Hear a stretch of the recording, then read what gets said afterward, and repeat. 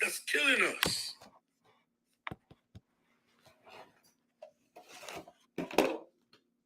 Like us. We're sitting down here fighting these Europeans. These Europeans, they're begging for mercy too. Because those people that are on top that look like us are satanic, demonic.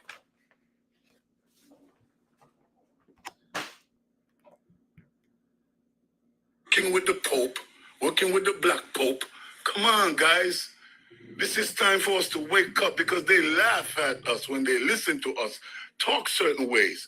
We are not getting anywhere. We need solution. What is the solution? Constitution. The constitution of any country is a corporate constitution.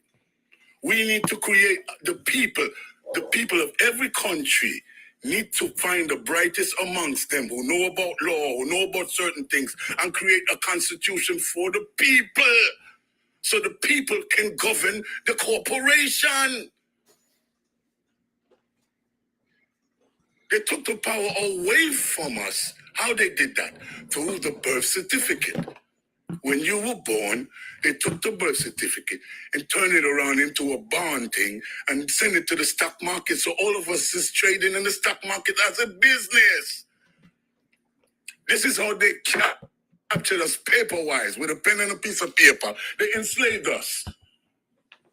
So we must learn how to unslave ourselves with that same pen and piece of paper. People, this is no joke, I'm telling you. I live in the United States of America, where the enemy is at. I am the bravest of melanin and carbon people. I live in where they at. Bumper clock. So I am telling you, people, you are targeting the wrong people. What you need to target is the leaders of Al-Kibulan. They are not your friends. Every one of them need a coup. Immediately. This is what's happening in Haiti. Look at Haiti. The problem in Haiti is this. We've just found out that the Dominican Republic are the one funding and giving the gangs guns to create confusion in the country, along with the oligarch and all the elites, and the United States and France, to create confusion. We just found this out. We just found out that the Dominican Republic is the United States dog to watch over Haiti, to enslave Haiti, and to keep Haiti people the way they are.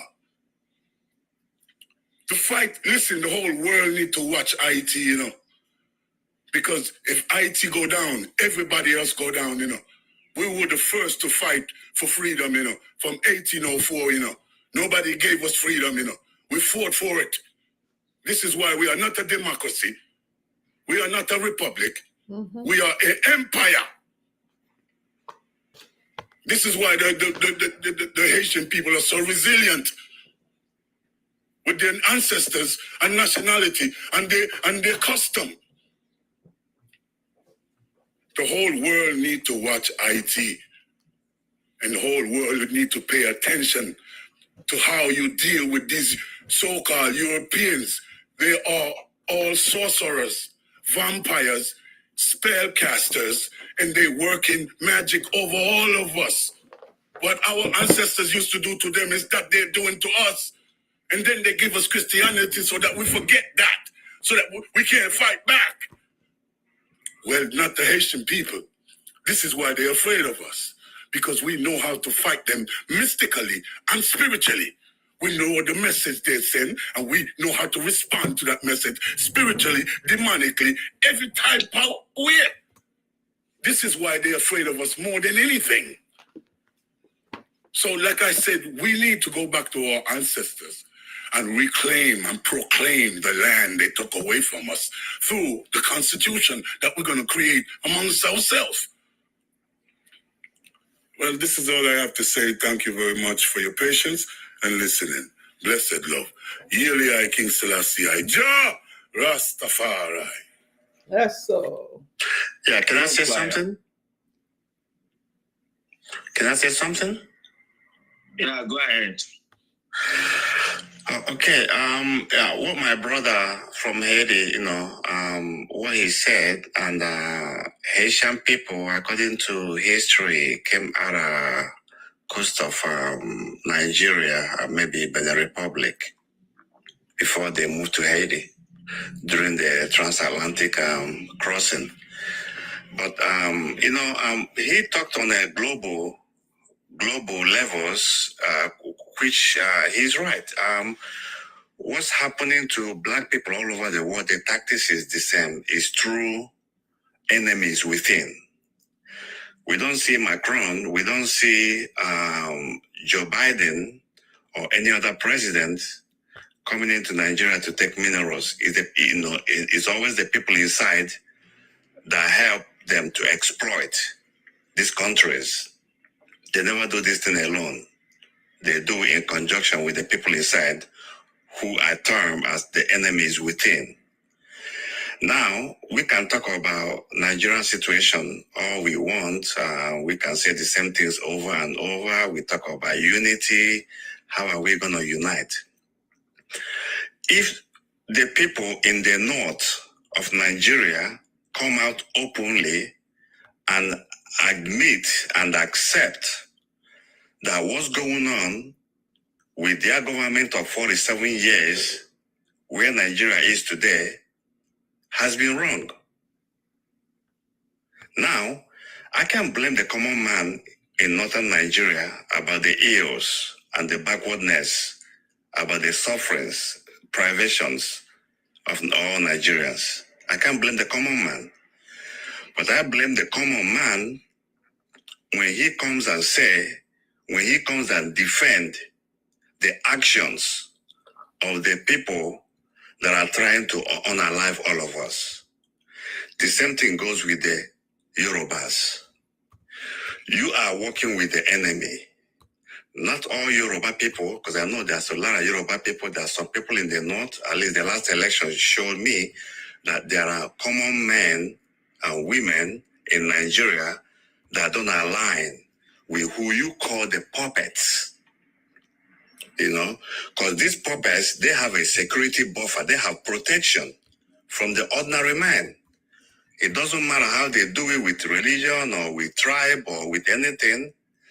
They are protected by the common man, because if you left them on their own, naked, they're going to be very uncomfortable.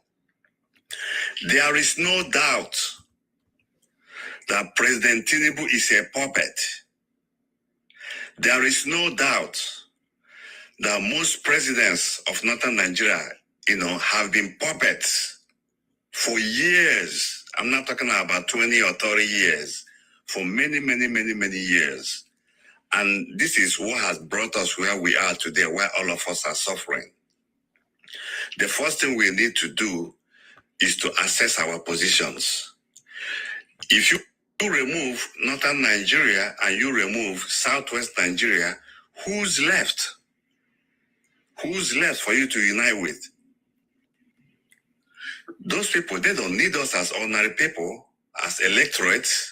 They know it doesn't matter how we vote. The enemies outside will put them in place. So what do they care? What do they care about us? They don't care nothing. So I don't just blame the puppet leaders of Nigeria for all these years. I also blame the common men and women in these regions that see that everything has been going backwards and backward and backward. And they still protect and speak in favor of the people that are mistreating, the people that are marginalizing the common people of Nigeria. So this is why I said in the comment, Yoruba and the northern Nigeria, you cannot blame what's going on in Nigeria on the ordinary masses, the people of Edo, Akwa Ibom, Rivers, even Benue. You have to, we need to call out these regions. You're killing us, man. You're destroying us. What are we supposed to do? We always say, oh, it's the Nigerian government, but who Who is the Nigerian government? Who has the Nigerian government been since 64 years to today? So how do you blame the ills of Nigeria on Edo people when Edo people... Peacemaker. Yes. Okay, the thing is, we blaming even people supporting the puppets is wrong. The main people, even with your statement, people that should be blamed are the neutral people that are cowards. You know, let me tell you something. People supporting these puppets, these wrong politicians, they are no more than we that we want betterment for African. The few supporting the bad politicians are few, but we that want better governance. Sir, hold on, sir. Now the problem with us is we are cowards. Now, for example, let me give you a reason why I said we are cowards. Whenever you want to talk on fighting against the politicians, it's not always one excuse or the other. Our leaders don't hear our voice. They are bad. They will unalive us. See, I ask people, I have Africa no working cops already. So why are you dying? Why are you scared of dying? Something happened. Sorry, I'll let you talk now. Something happened. Mohbad, one of the artists which people, everybody should know him now. Mohbad died. Now, on Thursday evening, working day, Nigerian youth fill the streets of Lagos doing what? Protesting for justice for Mohbad. Not just in Lagos, in other states in Nigeria, and not just in Nigeria, other African country, and not just African country. The diaspora are protesting. Now, but when you tell these same people that came out that day to protest that, let's protest against bad governance, they will tell you governance will unalive us. Even other African countries will say, our politicians, they are this, they will unalive us. But when it comes to irrelevant thing, we channel our anger. See, the day when it comes to Africa and individually, like the day we run away from this, they will unalive us. We hide under the shadow of unalive us. It will be so, especially in Nigerian, it will be so very difficult. Let's leave that mindset of they are going to take our life. Nobody is taking our life. Every African man, we are working cops already because they have suckers of our energy. The evil politicians have suckers everything. Our energy have been taken away from us. So the best thing for us, you see, each time I'm on my platform, I know there are spies to come and take details and go and report to them. I'm not always scared of them. You know I'm not scared because already I'm not okay as a person. I should be living fine in Nigeria. I should be buying what I want.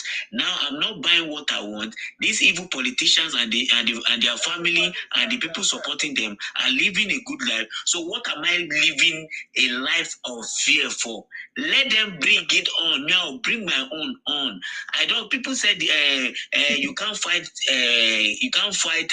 What is it called? Government. Me, I'm ready. Like the day we are ready, these people will know that masses can fight government. The reason why these people are using that word, we can't fight government, is because one person will talk and they'll come and arrest him. When multitude of people, 50, 60,000 people hit the main important thing, shopping mall, hit airport, hit the government house, hit police station, hit general hospital, and we block everywhere and we say nothing is working. Just the way Ghana are doing now. If every other country are doing same, just the way Nigerians have done back then, that nobody support. If we do that, I bet you, brother, these people will take their bag without us fighting them. They will run outside our country. My brother, so what you say is 100% correct. Just like my brother here from Haiti. What he said is 100% correct. The only thing I'm talking about is this thing must be done through understanding. We have to know where we are, who we are, where we stand first. There is nothing you said here that's untrue. Look at Niger Republic. Niger Republic is under 25 million people. You see what they did? See what they did. They're now more educated. They're now physically stronger than Nigerians. They're now more in number than Nigerians. They don't have more minerals with all that uranium they're talking about. They don't have more more minerals than Nigerians. But the thing is that when everybody, what they call it, the Jama people, the Tuareg, the Hausa in Niger, everybody in Niger say this is bad. This is only place that Nigeria is lacking. You will have people in the north talking something different. You will have people in Yoruba Southwest talking something different, telling us that Tinubu is legitimate. He's not legitimate.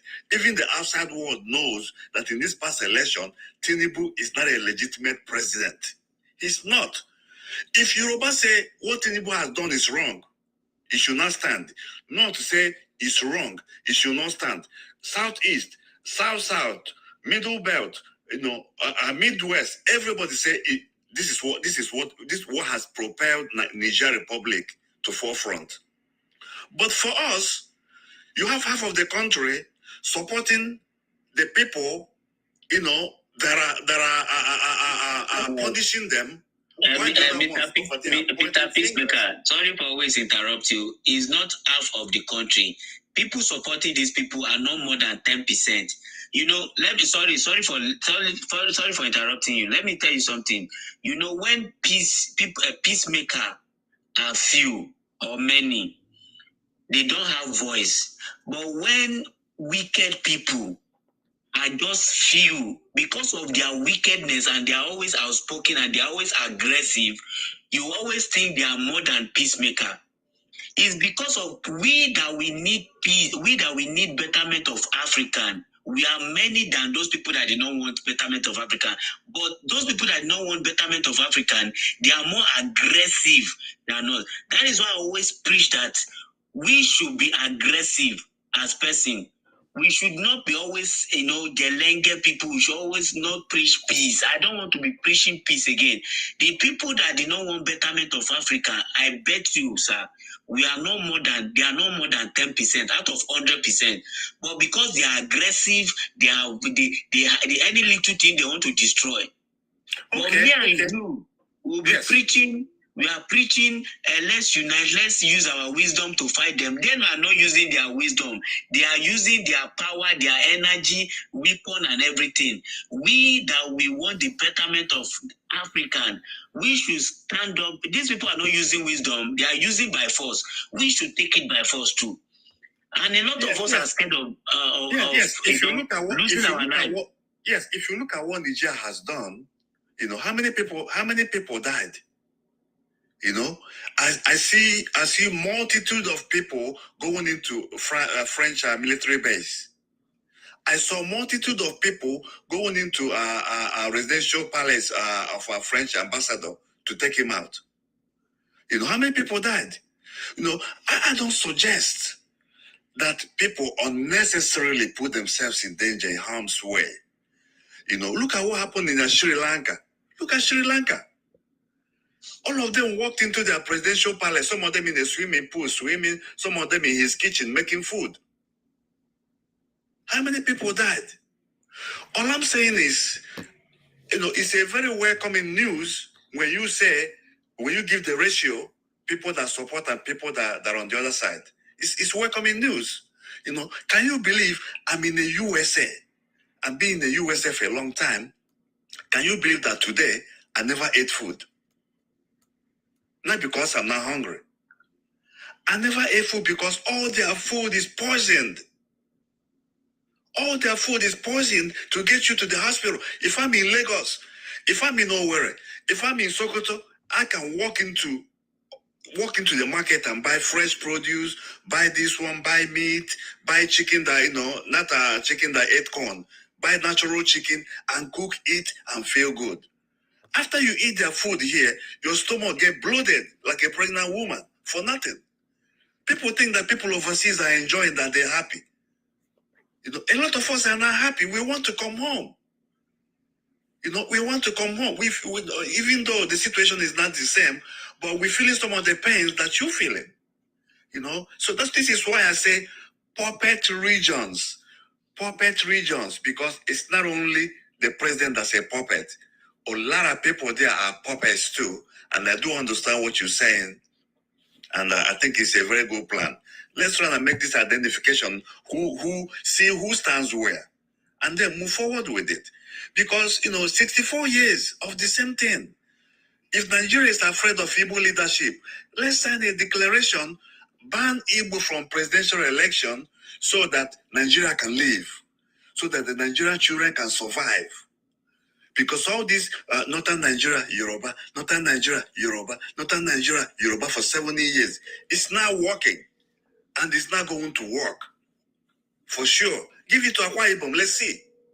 Thank you very much. Thank you, Peacemaker. The thing is, when we get it right, there won't be discrimination. You will not hear Igbo, you will not hear Yoruba, you will not hear Hausa. You just hear Nigerian or is an African man. Once we get it right, so that is why we are trying our best to get it right. My dad used to tell me something. He always tell me, Satan did not have power. He only used the power we are giving to him. All these Europeans did not have power. All these our evil politicians did not have power. Even those people supporting them, if they join forces together, they don't reach us. But the power that they have is the power that we are giving to them. We give them that power because each time we believe they are more than us, they can easily destroy us. Whereas it's not true. Just for instance, Niger. Do you think Niger? Why Niger is like that? Is everybody in Niger is ready to die?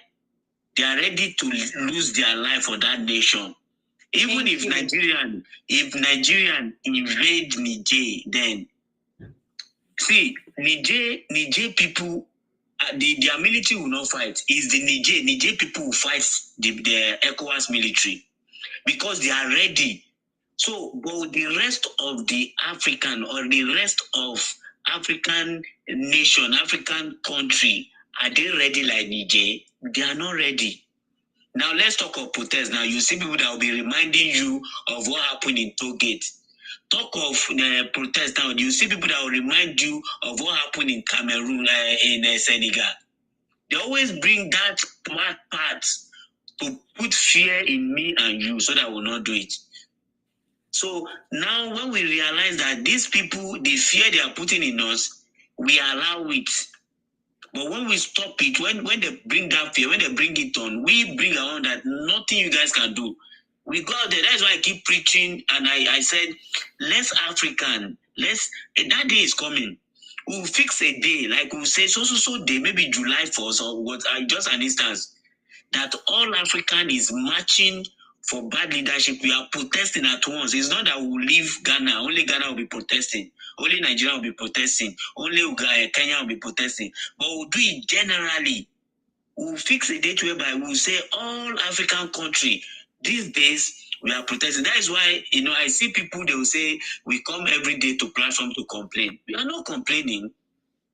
Before we get things right, we must, talk about it, blame people. When we blame, we look into it and look into it. When we are going to bring the solution, people will not know because it will not be on the platform. Let me not talk too much. Let me just leave for now is open discussion because we don't have much people in the room for now. So for now is open discussion. If you want to, say anything, just signify and we'll allow you to talk. For now is open discussion. So once again, I welcome everybody to African panel. And you guys, you're welcome. Please, if you're in the comment section, please keep tapping, keep sharing. Once again, I welcome everyone.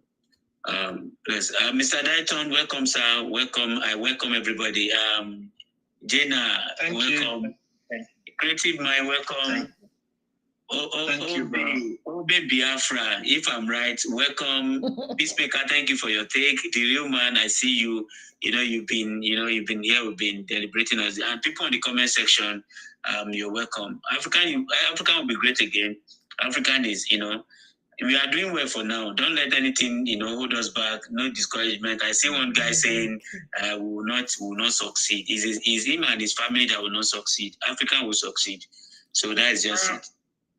Bro, you see, the thing is that one clue, you see, the other time that I was on the platform, I said that if you want to know how Africa is performing well and the reason why Africa can easily succeed, check the reason why they are always unaliving the great leaders that are trying to unite us. Look at what they did to Gaddafi.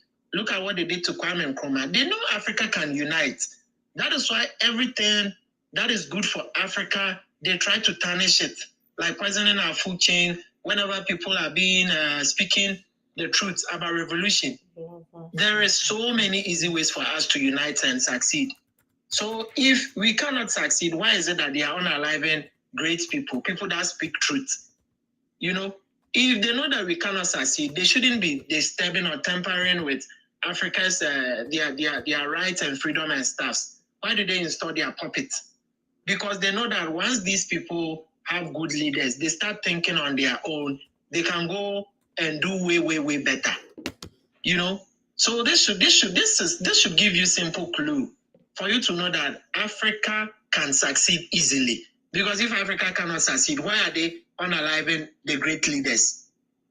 Why are they always unaliving the great leaders? So this should give you a simple clue that Africa can easily succeed.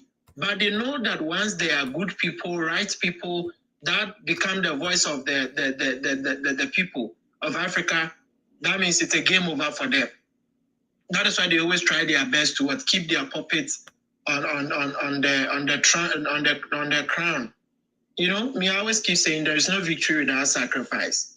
I'm gonna keep saying this always and always. The day that you actually get rid of that fear, it is the day that you start to feel alive, because already man is a walking dead. Me, I prefer dangerous freedom over peaceful slavery.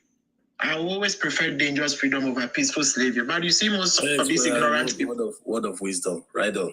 Yeah, thank you, brother. Dangerous slavery. You see, these ignorant African people, they have been so brainwashed and their IQ is so damaged to the extent that they've watched too much Nollywood or Hollywood movies. Because they manipulate their brains through movies. That is why these people are always fearful of the Americans and the Europeans and the Westerners. Because they've made their movies to look so serious that it makes it look like there are some people that you cannot defeat them. So if they are strong, why did they not face Russia alone? Why were they backing Ukraine? You see, they are not strong. They can't fight Russia. That is why they were standing at the back of Ukraine, trying to use Ukraine to destroy Russia, but it never worked. Russia have defeated Ukraine. And this shows that Russia have defeated America. Because if they've been able to back Ukraine and Ukraine didn't succeed, that means they failed. It's just like betting on someone to fight somebody. If your fighter loses, then you've lost. You understand? So whatever that is happening, we have to have open eyes. A lot of people that are ignorant, they don't like this truth. Majority of them, maybe they are running their businesses in America and other Western countries. So whenever you speak something about Africa being free, they start to get angry. Because some of them, they have self-interest. They go with their self-interest. They are not concerned about the collective interest. As long as they make money and others remain poor, they don't care. It's all about their self-interest. And this is the generation that we live in. It's very sad, but the awakening have already started. No matter how France, USA, UK, other European countries may try, evil does not reign forever. And their end is coming. Once the BRICS currency go live, you will see, just mark it, record this and save it. Once BRICS currency go live, dollar will start collapsing. Other European currency and all these things will start going down. These people have been weaponizing the dollar. Look at what they are doing to the market. Look at how businesses in Africa, a lot of things are collapsing. Look at the prices of things. But does Russia or China rely on US dollar? But look at how the economy is improving. Now that Niger Burkina Faso, Mali, and other countries have removed all this Western puppet. Look at how now they are improving. They are becoming more self-reliant. They are building their own plants. They are building their own air conditioning. They are look at the youth, that even those that go to school now, they can keep the African hair. If you are a teacher and you try to tell a student to barber their hair, you can be in prison for 6 months. You can only tell them how to what? To grow their hair well, how to braid their hair, but you cannot tell them to cut their hair. You can't tell them not to speak their native tongue in school. You understand? You can't force English on them. But look at it. It's all geocolonization. Now you go somewhere, if you can't even speak proper English, they will start laughing at you. Oh, you can't speak proper English. You're always speaking. Look, Africans are even abandoning their own native tongue.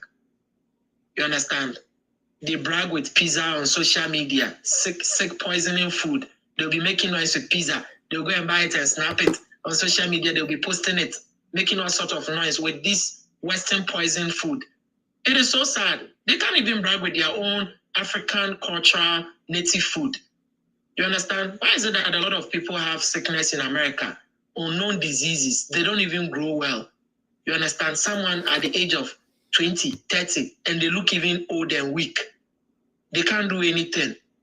You understand? But look at how healthy we are with our the way we eat most of our gari, eba, Natural gobe, wachi, and all this local food, rice. You know, even if you grow your own food and everything. You see? So all these things are parts. These people, they are different type of evil. Let me tell you, these people that are trying to mess up Africa and colonize other parts of the world, they are different type of evil. I'm going to keep saying this again, because if you look at even how they treat their own people, you know that what we are dealing, it's beyond ordinary. These are demonic beings that are behind these bars, using governments and puppets to represent, all in the name of, they are coming with their fake aids and all these things.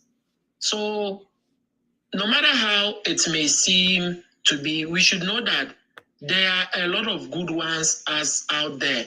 And we, the good, are more than the bad. You know, it just takes a revolution for a lot of us to start saying, Inong is Inong.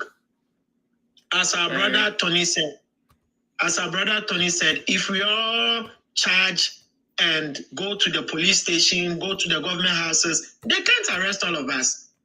Can they arrest all of us? If 10,000, 50,000, 5,000 Africans bash on the street and all these things, and they try arresting some of them, can they arrest all of them? They cannot, because they can't contain all of us in the prisons. They can't arrest all of us. We are more than them. It's just that they've brainwashed so many of them. You know, a lot of the people are so brainwashed, because what saddens me most in this generation is that people rely on the media more than going within themselves. When you build a good spiritual background, you return to your ancestral roots. You learn meditation. You will know certain things without relying on the media. That is why intuition is always powerful than the intellect.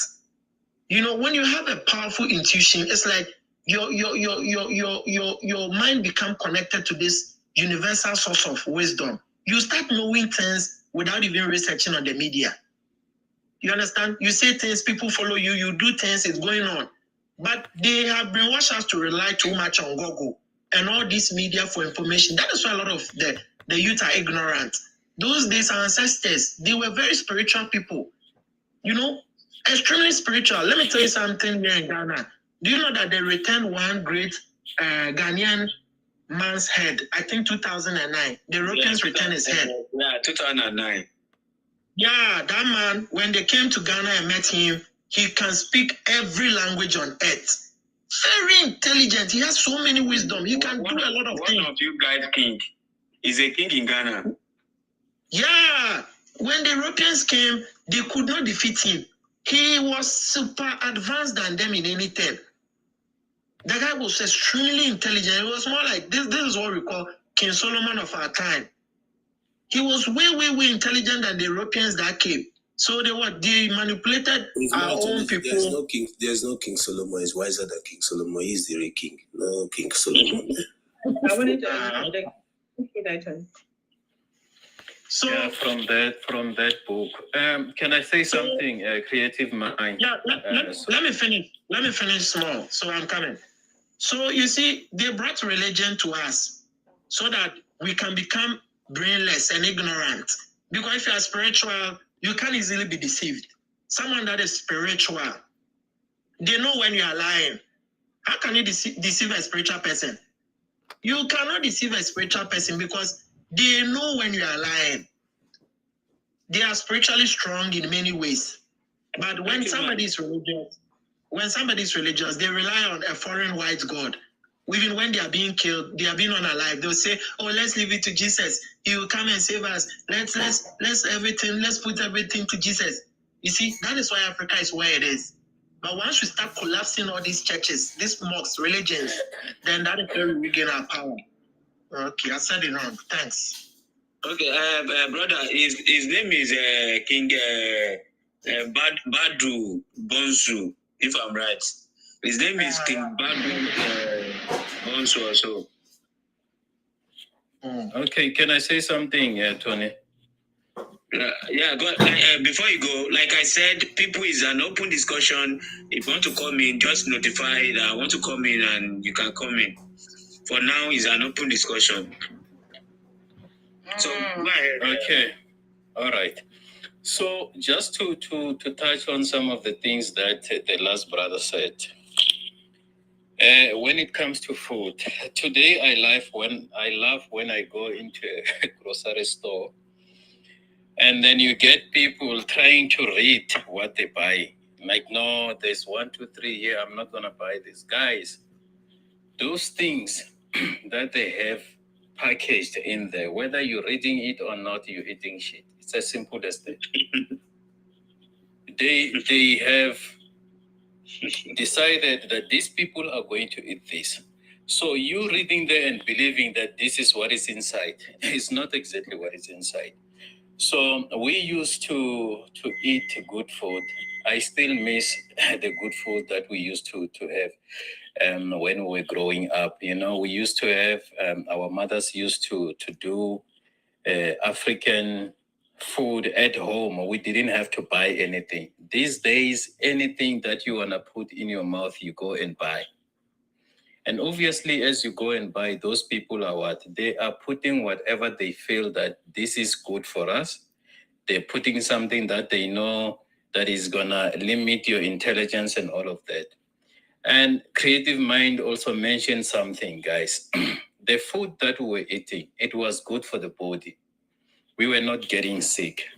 The food that we're eating today, that the food makes us more sick. We keeps on going to the doctors and all of that. And as we go there, those people are making money out of us. So I think it's about time that we realize that we need to go back. Some of these things, it will be a bit easier, bit difficult. Today you go to a grocery store and buy some, you buy maybe a fruit, and you come across a fruitless seed fruit. Where have you seen that? You go and buy an apple, you open it up, you cannot find a seed. You want to plow this apple, you cannot do that. So it's another way of controlling us.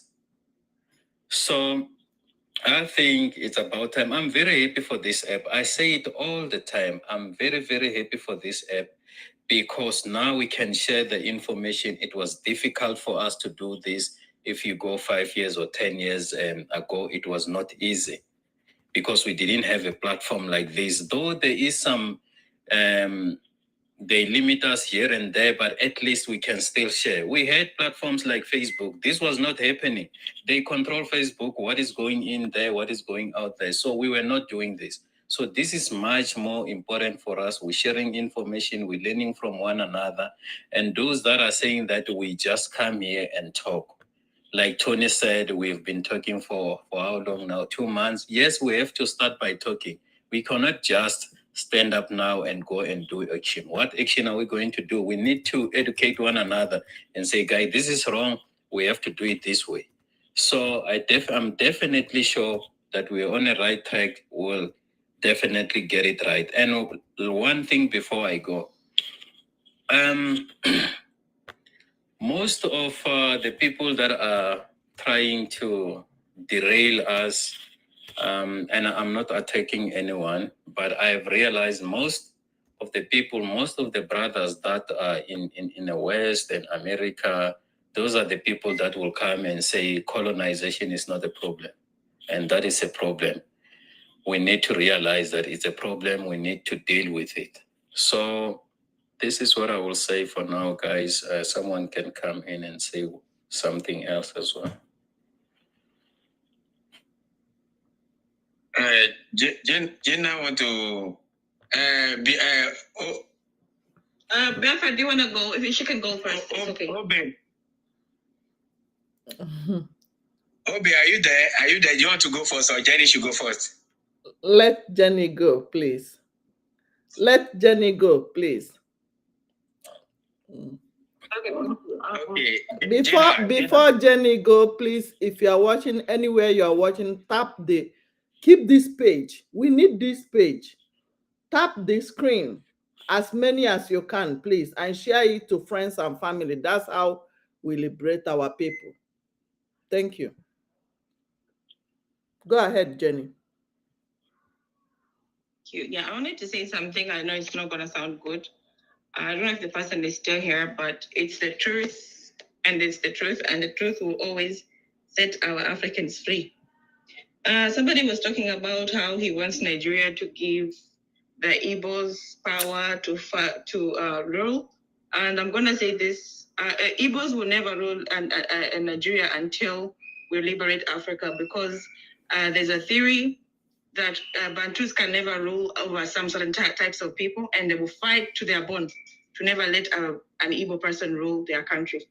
So this is not going to happen until we liberate Africa. They are tribalistic. Their system is created on tribalism. They hate Igbos because the Igbos lineage is from the Niger Congo. And for them, their culture is to never let a Bantu person rule. So that is the truth, and that will be there.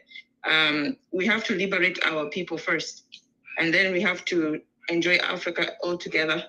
Because tribalism is the reason why Nigeria is corrupt, Uganda, Kenya, every African country, that is how it happens. Tribalism keeps the puppets going.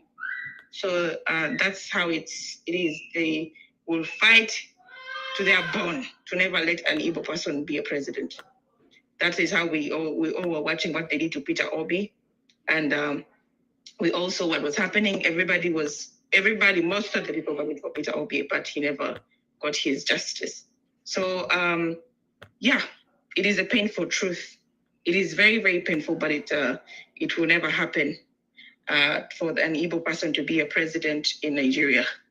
Because they think us, the Bantus, are lower, lesser, and they can never, ever, ever. That's why they justify selling the Igbos and enslaving them. But yeah, hopefully that's the reason why I'm on this app, by the way, because I feel like my West African people don't understand. They understand what's going on, but they don't really understand depth. As an East African person, I've tested these people. We've tested, as East African people, the wrath of their stupidity. Nigerians have tested their stupidity, but Nigeria is a very, very big country. So some people don't understand what's going on. So we have to get the message out there. And for the people who are talking about the West, the whole world is watching the West. The West is not going to do anything worse to Africans. The people who are going to do worse to Africans is the people who are in Africa. The same people who want to keep the puppets in power, the people who are tribalistic, people who are hating all the Bantus, people who think that we are lesser than them, people who think that we are going to wake up and do this nonsense, whatever they did to our ancestors. The problem is in Africa. And that's what I'm going to keep pushing, because it's the truth. The white man has better things to do. He doesn't care about Africans. He can come because he wants to steal gold, whatsoever things he wants to steal, but no white person cares. And again, people are watching. People are watching. So they cannot do what they did, like in history. They cannot do that. So there it is. But the whole problem of Africa is within. The people who keep bringing in white people and signing contracts with them to come and in our continent and do all these things and steal all our lands and take over, they are in Africa. They have never held, no white man has ever held a Black African man at gunpoint and told them that they should sign up a contract for this. Never. We all see the videos. We see them being happy and smiling while they're signing up. We all see how they give the money to their children to go abroad and get treatment. We all see how they make real estate deals with the white man instead of making the real estate in their countries, but they'd rather do it in the West. They don't even care about African children who are sick. They don't care. So when we are talking about Africa, the problem is not white people, no white man, and I will always cut off anybody blaming white people. Because if I'm a smart person and I see a bunch of fools who don't care about their continent, who are very greedy, who are very, very, very, very, very egotistic and heartless, and I need something from them, I would do the same thing the white man is doing. I would come and exploit and do whatever I want to do because you don't care about your continent. No African cares about their continent. No African leader cares about his people. Why should the white man care when your own people don't care about you? So before you blame the white man, the thing is, the white man is our enemy. That is a fact. But if he's our enemy, what have we done about it? What are we going to do about it? When our own leaders who are supposed to protect us and protect our heritage and protect us as a people are not even protecting our own continent. So the problem is within Africa. The problem is within Africa, where we have to be very, very ruthless. Very, very ruthless. I don't want to listen. I don't want to learn. I don't want to understand. I've had enough. And I think it's obvious to everybody that these people don't care. Even though they're the same race with us, they don't care. Just like how they never cared in the history, they never cared. They sold our own people like a bunch of tomatoes, stuck them in boats and ships. They were African people working with the Arabs. The Arabs did a breeding farm. There's videos. There's video evidence of the breeding farms that were made in East Africa. There was a business to breed out African Bantu women and to make these babies and to send them in Sudan. Right now, the bred babies are doing the job for the Arabs. They took Sudan, claiming now they call themselves the Sudan, then the indigenous people, they call them South Sudan. The problem is within. And if you try to say, oh, they're human beings, oh, we are not all Africans. We are not, no such thing as we're all Africans. Not all Africans. There's no such thing as we're all Africans. We are not all Africans. I don't care. I'm very, very heartless. I don't care.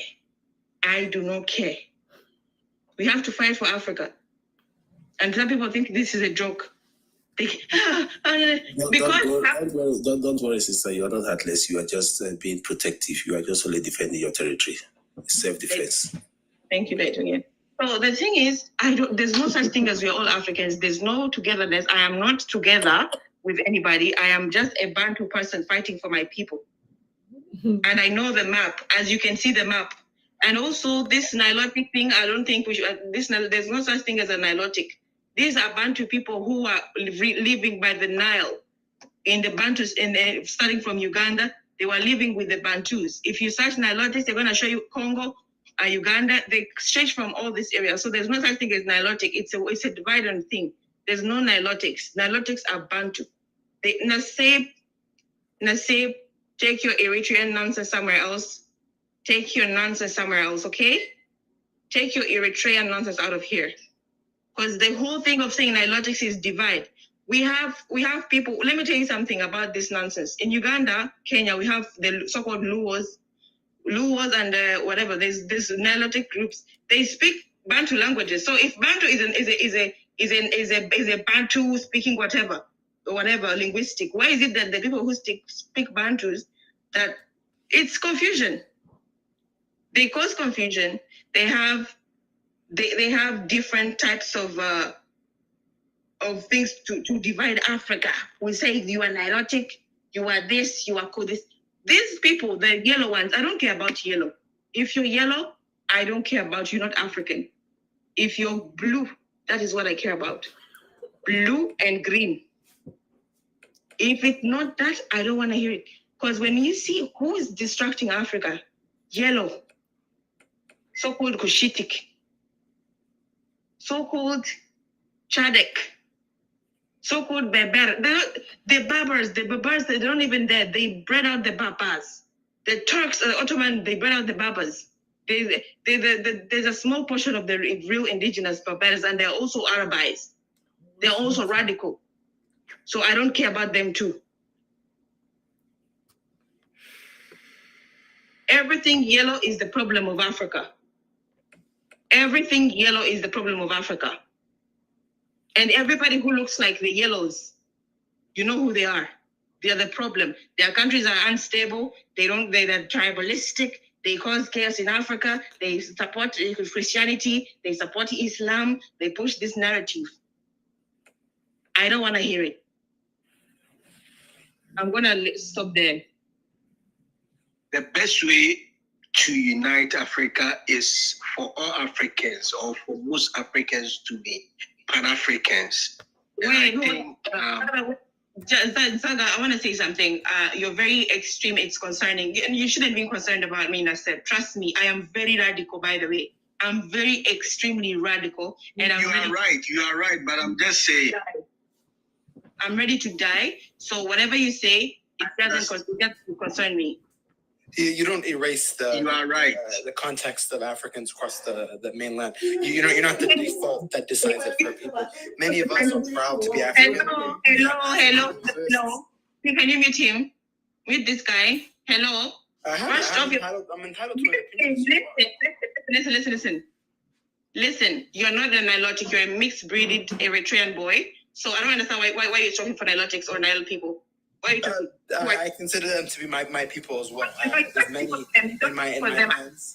And I guarantee they're my ancestors. They don't even care about you. No, they don't even care about you. They don't care about you because you mixed people are the reasons their country is literally in shambles. So if my friends who are Nile come here, they will not side with you. They could never side with you because they know the truth. So you don't speak for them. You can never speak for them, and you don't have the right to speak for them. You can keep your Horn of Africa nonsense out of here. Go to a Horn of Africa live and talk there. But you don't speak for Sudanese people. You don't speak for the Kunama. You don't speak for all these people because you're not any of them.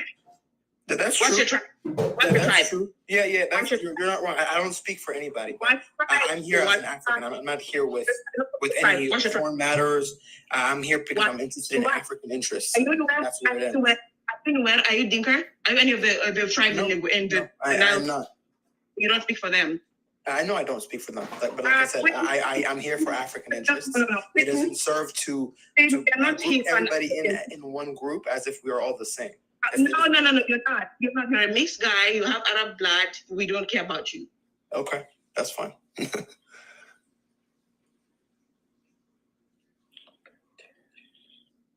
If that's what you guys think is going to be what makes Africa better, then by all means. Maybe somebody else can integrate, but that's all. We don't care about mixed people who are Muslims or whatsoever. I don't care. I think you've been engaging with too many Somalis. Not all of us are the same. I hope you understand that. You don't speak for. Let me tell you something. You don't speak for Nile people, by the way. You don't speak for them. You don't speak for them. They are not Nilotics. There's no such thing as a Nilotic. There's no Nilotic. It was because they literally were staying in they stretch from Uganda, Congo. That is Bantus, the quote-unquote Bantus, and they have tribes that speak Bantoid languages. So what are you talking about? No, that I do agree with you about. There are many that do. But I've spoken to many Nilots that say that they are their own group. Nyar river, bro. So you don't speak for them. They're not. There's no such thing as Nilotic. Just because you were your ancestors were raping black women and African women, you don't have you feel the audacity to talk here. You don't speak for them. You always want to use Nile people to talk. They want to use they gaslight these people. You don't speak for them when your people are oppressing them, bro. Yeah, and I speak on their behalf at every opportunity that I get. You're not them. You don't speak for them. They never gave you the CEO of speaking for them. That's a fact. I'm not speaking for them, but my goal is to make sure that their interests are in line with all Africans. Okay. Please allow me to comment so that this thing is going back and forth. What he's trying to say, so I think you watched, maybe you've seen that video, what happened in Ireland about that little girl that was not given a participation medal. All the children were there, and they gave every child a medal, and only one black girl was not given medal, and nobody stood up from the crowd, even the cameraman, nobody, all the people, the officials, nobody said anything. Then later, people will start saying, don't worry, he's not like that, she's not like that. But she was there, or he was there, but nobody said nothing. So in a situation of injustice, if you choose to be quiet, you are choosing side with the oppressors. We need to understand that if you don't stand up and stop injustice, you can't come back tomorrow and say you are not like that. Because now is the time to stand up and stop injustice. And then, injustice for one is injustice for all. So when we want to stop injustice, then there is no selective justice. There is, to draw the line. And she has got into that situation where there's no selective justice. Then we need to understand that she is defending her territory. It has nothing to do with extremism. It has nothing to do with hate. It's just self-love. And that was how they came. They brought self-hate, divide and conquer. They brought self-hate. So we now start hating ourselves. So we are turning it now. We want to love ourselves, and then we know our people.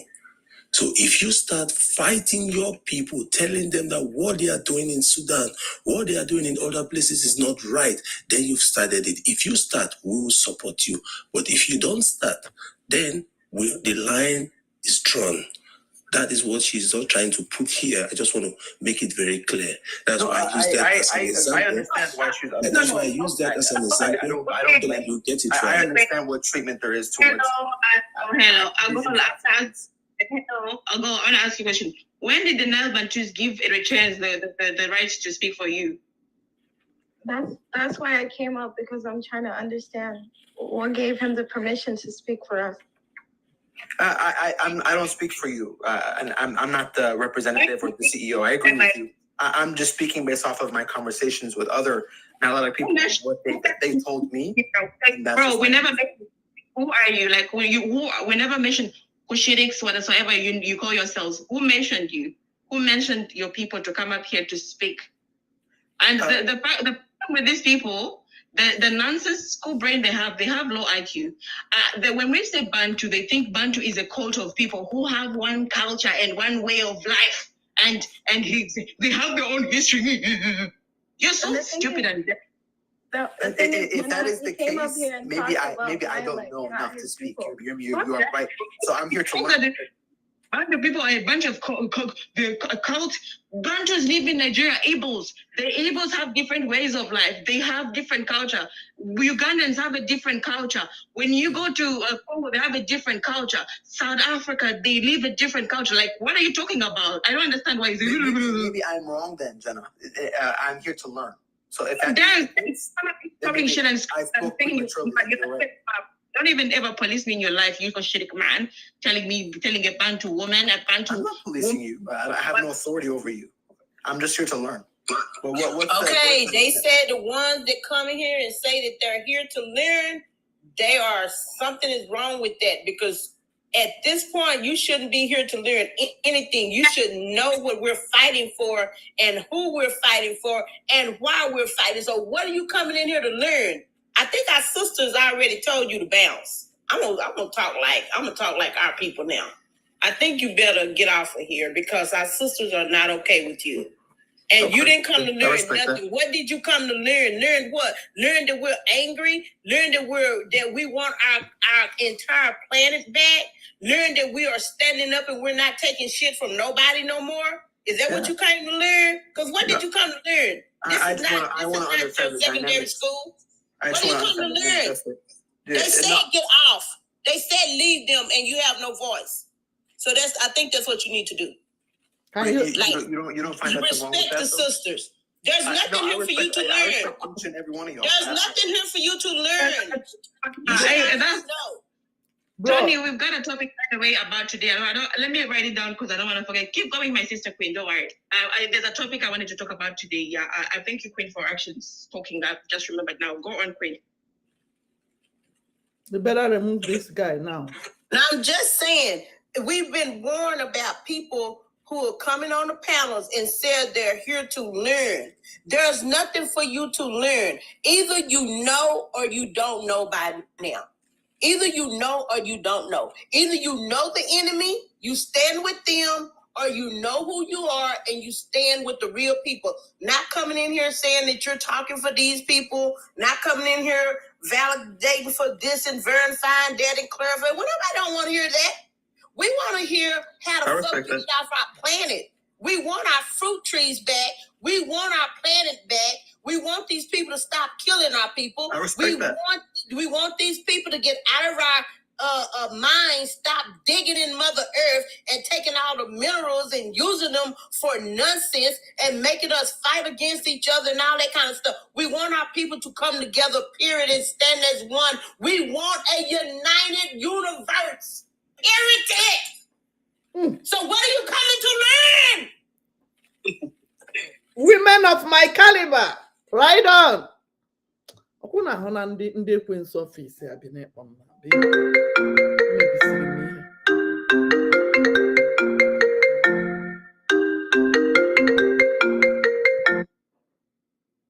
Hello? Yeah. I'm fine, thank you.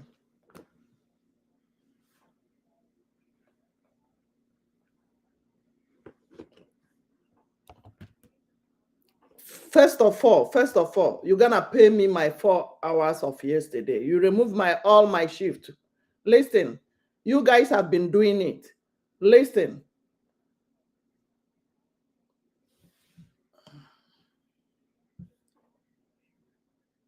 It's not emergency. The woman is at home. The woman is at home. Freedom have been doing that. The woman is at home.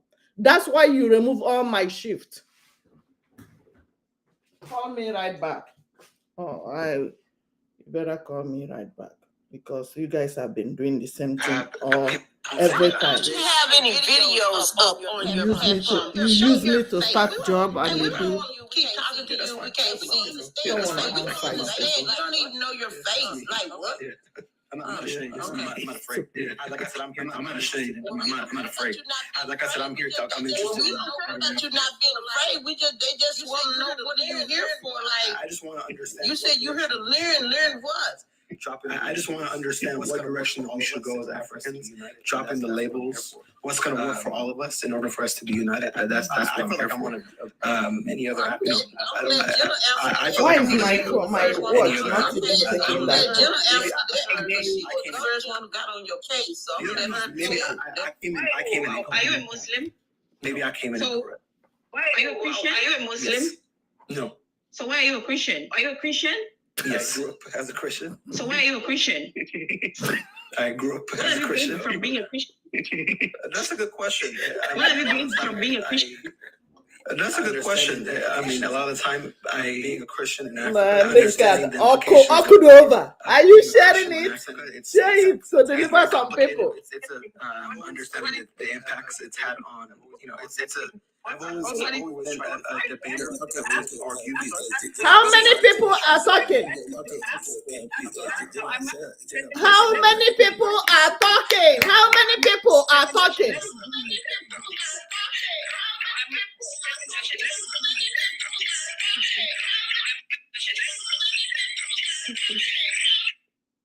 Come on now. I don't want to listen to that kind of things. What is your ethnic name? I'm Tugunya. Tugunya. Which Bible book does have a name called Tugunya? I would like to know Which name? Is your name in the Bible, or I don't know? Do you know anybody's name that is in the Bible from your whatever your tribe? Are you saying like the names that were assigned when our first names? Yeah, you wait, you're Tigranian, or I don't know. Are you Tigranian, or I'm asking you? I'm not Tigray from Ethiopia. I'm Tigranian from Eritrea. Okay, so what is your ethnic name? Have you seen your ethnic name in the Bible? I'm in love with my bestie, and I don't know what to. I support you to stay a Christian because that's your culture. And Yes. Sorry about that, my listeners. I want to remove my phone in case my job call me back because they want to play games. And they know I have caught them. The games they were playing cannot work on my head again. Oh yeah, honey. Advanced slavery. Advanced slavery. That's why we need to go home. We need to go home. Now. We need to go home. Let me find out. Very good. But yeah, I'm not sure exactly what you're asking me. I'm not asking anything. I just feel like Ethiopians can stay being Christians. I don't think there's a problem with Ethiopian invaders being Christianity is their culture. I feel I push Ethiopians from stopping to being Christians. That's a fact. So you don't find that Ethiopians are actually not. Hello. The real Ethiopians are Orthodox, and they had their own traditional, just like our people, like our ancestors. No. But it's Queens. This guy comes from the invaders. That's why he was trying to talk for the Nile, because he knows he comes from a Nile woman. His ancestors raped a Nile woman. That's why he thinks that he has the audacity to speak for the Nile people. But the thing is, they brought it as ancestors is white. Your ancestors white people. My ancestors look like me, to my understanding. But the child from the raping of is a product of the raping of the Bantu woman. Yeah. I know what you're saying. I know. I mean, that's why I like. If you're white, Eritrea works for the Arabs. They work to oppress the Bantu. Jenna, it's like we are actually moving away from the topic. That should not work. It's like we are moving away from the topic. So let's go back to the topic. Nothing should distract us from the topic. Nothing should distract us from the topic. Let's just Thank go you back for to the sharing. Topic. Thank you. Sorry. Okay, so let's go back to the topic so that I was done with my submission. Okay, you're done with your submission, right? Yeah, I just feel like Naseb is being fake and he's trying to be like the victim here, and that's what they do. I feel sorry for him. I'm not trying. I don't victimize myself. I have no reason to victimize myself. Again, if there's implications as to what was done in the Horn and how it's impacted Africa, all I can do is take accountability for that. I'm not here to deny anything. So if there's something that you know, listen to me, Nasib. We've interacted twice before, I think so. And why were you calling me radical for protecting my people? Why were you calling me like harsh and radical for protecting my people? Because I know the history your ancestors did to my people. I want to understand. The fake, you people are so fake, and you think that when you come with a soft voice and try to be like understanding, we're gonna care. I'm not stupid. You should gaslight the West Africans who don't know who you are and the Americans. Because you're fake. I know who you are. We East Africans know who you are. You cannot lie to a Sudanese person. You cannot lie to a Somali Bantu. You can never lie to a Ugandan about you. We know who you are. So when you try to, but in comments trying to call me on this platform, attempting to kind of be a bridge. Jenna, and another thing, I always see him in other lives, like when I'm telling about our history and stuff, he always corrects me and tells me I'm wrong and stuff. But then when I tell him where he's from and stuff, he won't really say where he's from. Like I told you where I was from, though. Yeah, but you always talk about our people, and I keep correcting you and saying, no, that's not where our people do, and this is what we do. Are you confusing me? But you're always arguing in the comments. No, I've seen you in other lives. It's not only this live that Can you tell me what I've said that I try to correct you? Anything like if it's like the tribe or what's going on in history, like I think I brought up how we were really educated about the tribe. I brought up how we were massacred, and then you were saying no, it was your people who done it when you know it's not, and I'm telling you it's not our people that did it. You know. Well, I'm not remembering this conversation. I feel like you might be confusing me for real. That's what they do. You embarrassed of yourself, Nancy. You should definitely be embarrassed of yourself. I know exactly who you are, and this is not the first time that you showed your face. Okay, yeah, I don't recall. Like, I'm not even well aware about the politics that in the now dancers. Like, I have no idea about the politics. I was close to this guy here, guys. Let me tell you something. If I was close to this guy here talking, he would literally unalive me, and that's a fact. They would unalive you for exposing the truth. They would unalive you for exposing them. Because they want to be African so bad, but they know where they come from. At this point in time, brother, please excuse me. At this point in time, brother, I think you have to leave this space. Leave here, please. Okay. You are not invited. Go and follow your people. We are not here don't come here as a monitoring spirit. We don't accept that, please. Can you back out, please? Yeah, that's fine. I just Jenny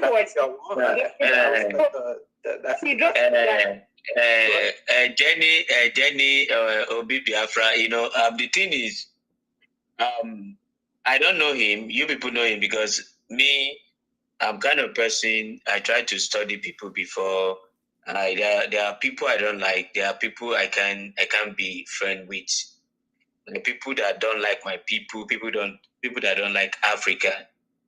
But people that will come to a platform trying to defend what is not good or try to slow us down, I don't want people like that. Exactly. So if you really sense it is a betrayal, because I don't know, you people know, me now, I can talk more of Fulani that are unaliving my people, that actually took over one Yoruba land, a lorry. They took, that is what they are best in doing. So I can see such people and don't want to go close to them. But you people know your people. Like, I don't really know about Ethiopia people. I only know how they betray due to history and all that. So he's saying he's here to learn. Brother, I don't really know what you want to learn, but Tony, that's okay. Yeah, I love when I love. This is a lesson. You're falling for it. You're falling for the facade, the aura. That's what they do. You're falling for it. You're falling for it. You're falling for it. That's what they do, bro. They're gonna come and say, we're all African, and then you're gonna fall for it.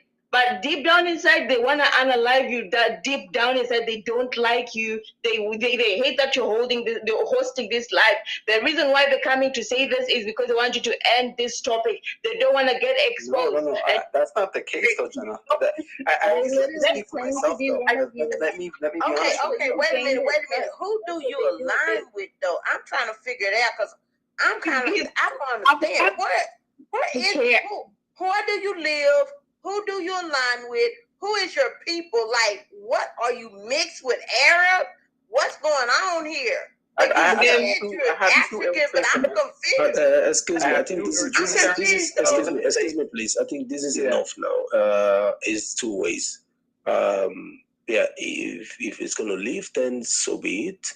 If you stay, then I just wanted to have. But we can hang on a point and be going back and forth, and the time is going. People need to come to submission. We need to learn and unlearn, so we can allow one topic or that has nothing to do with our discussion today to distract us. I think that's it. Sometimes they find themselves in a situation where I call moment of reality. We all have our experience. When you are living outside Africa, you have your experience. Whenever they have problems, that is when they remember they are Africans, and they'll call you, bro. I'm having problems. Can you assist me? When you ask them where they're coming from, most of them will tell you Ethiopia. They will not say Africa. If you call Africa, they say no, they are not Africans. Then when they have problems, they run to a dark-skinned person and say, bro, look, they are trying to push me out of this place. And that is it. Only when they have problems, that is when they realize that they are Africans. Maybe this brother is in a crossroads situation where, because the situation he finds himself, maybe he needs to go back and think the decision that he's trying to make. If he supports the Bantu people, then they will unalive him, of course, on the other side. The only people that will not take him out are the Africans. The only people that will not take him out are the Africans. Maybe So me coming here with it is a disruption. message. I didn't mean to disrupt It is a message, but like I said, the only people that will not take him out or take anybody out are the Africans before, but not now anymore, because we are very careful. Like they say, if a snake take out the skin, the snake is taking out the outer skin just to grow bigger. So the situation now you find yourself, or I'm seeing right now, is maybe you'll find yourself in a situation of reality. Yeah. And you need to go back and start the job of trying to educate your people. That's what I tried to do. Go back and I'm trying to be educate as your frank as people. possible about that. I gave an example about what happened in Ireland. Nobody stood up. And when mothers were there, nobody stood up. There's no mother. There are ways to do things peacefully. A mother can go there and pick one of the medals and put it on that little child, but nobody did. And these people will still come out later and say, yeah, I'm teaching my children not to discriminate. But right in front of you, they are practicing it. You did nothing because your child has a medal, so it doesn't interest you. If only one child among all that is colored don't have medal, but it doesn't interest anybody. And these people will come out and say, I am not a racist, but you are seeing it in front of you. So that is it. So we are here to educate ourselves, but before anything, we just want to be on our own to do our thing. I know it's difficult, but we have to take a decision. Nobody's against you, but we are for Africa. I think you understand it. Yeah, we are not against anybody, but for Africa. That's what I'm trying to be here for. Is I'm interested in Africa's well-being. So I think Tony, we need to move on. Tony, we need to move on. Please. Okay, let's move on. If you're on the comment section and you want to have a take, please send request and please keep tapping, keep sharing, keep tapping, keep sharing, keep tapping, keep sharing, keep tapping. And I think we have more people in the room now. I think we can now learn from each other. Please, if you are here and you want to distract us, you want to start telling us, be peaceful, let's unite. We on this platform, especially the host, I did not create this platform to unite with any European person. I did not create this platform to reunite with Western people. I did not create this platform to unite with those African people claiming they are not Africans. Now we don't want them because when we see them as African, they say they are not African. Now, when Africans want to liberate, they now want to see themselves as African. It won't work in this panel. So, if you are here to preach peace, please go and open a panel that you'll be preaching peace, or go and open a church, because that is where they preach peace. But here on this platform, I'm here to preach hate against the whites. If people like, they should say anything they like. That is their cup of tea. That is their cup of tea. I'm here to preach against the people that they don't like my people. They've take. If it's not for them, I know who I'll be by now. I know how my country, Nigeria, will look like. I know how other African country will look like. So I'm not here to preach peace. If somebody come to the platform and start talking about peace, please move on to the next platform. Even if you have 2, we are 3, we are 4 on platform, I love it to be like that. that we are 60 and all of us we don't have we don't have a goal. I want people with mind. I want people that can die for Africa. Like me, I can live my life for Africa because African is my home. I don't have any other place to go. I don't have any other place to go. So this is my home and I can live my life. That's why you see me talking. I mean, I live here in Nigeria and I'm not scared of the politicians. I'm not scared of our leaders because they can pick anybody. If you are against them, they pick you at any time. So that's why I come here and talk publicly. I'm not hiding in saying anything. So I used to say it publicly for you to know how I'm risking my life just to unite Africa. I know how many people on Twitter space that the government have picked, that the government has they've dealt with. So I'm not here to preach peace. I can't be awake every night till 3 a.m., sometimes 4 a.m., sometimes 2 a.m., and I'll be preaching peace. I have a goal. So African is here to unite. African is here to real African, not fake ones. I want real Africans. I don't want albinos. I don't want those that want to, still take us and, betray us and make people feel we are selling each other. Africans are selling themselves to the Westerners. No, I don't want people like that. So once again, you're welcome. Please keep tapping. If you have anything to say, okay, let's just start now. Obi Biafra, are you ready to have a take now, or you're still busy? Yeah, I'm busy, but I can talk. But once my office call, I will stop, please. I want to. Okay. Yes, I want to encourage everybody. I appreciate everybody, especially the women here. Wow, you are fire. You are fire. I was thinking. I was on top of the game, but I've seen that we have many women fighting with the last drop of their blood.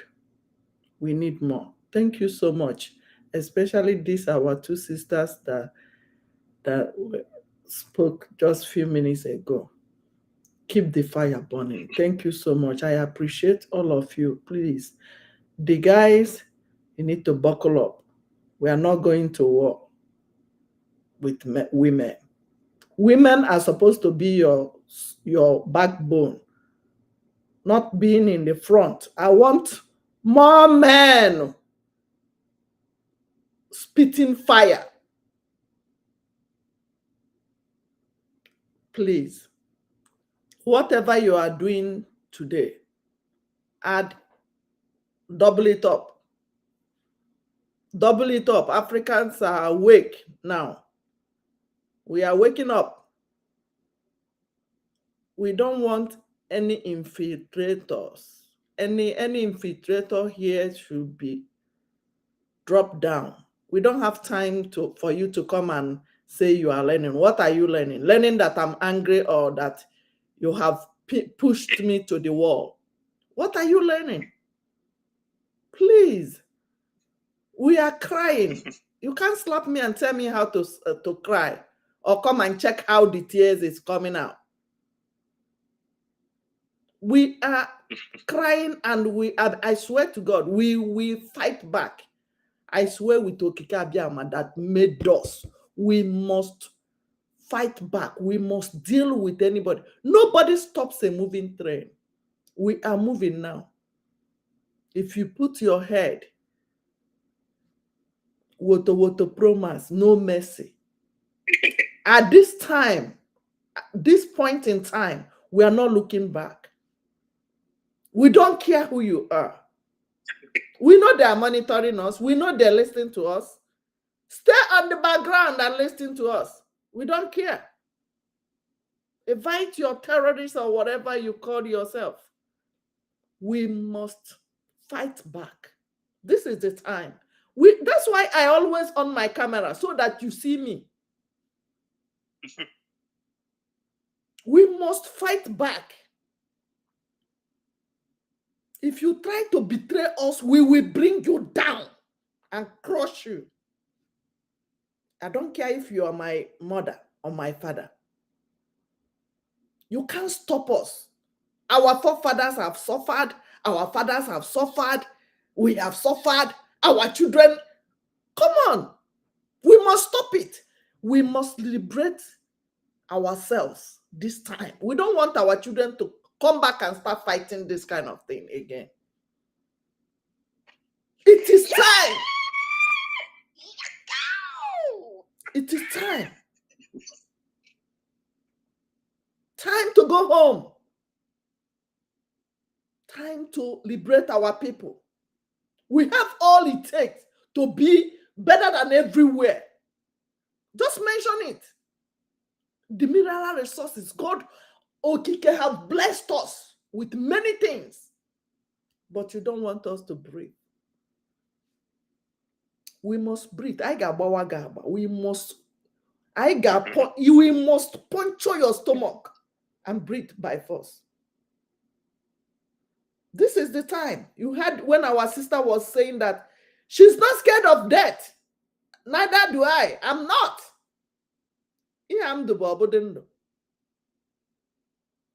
Let's do it once and for all.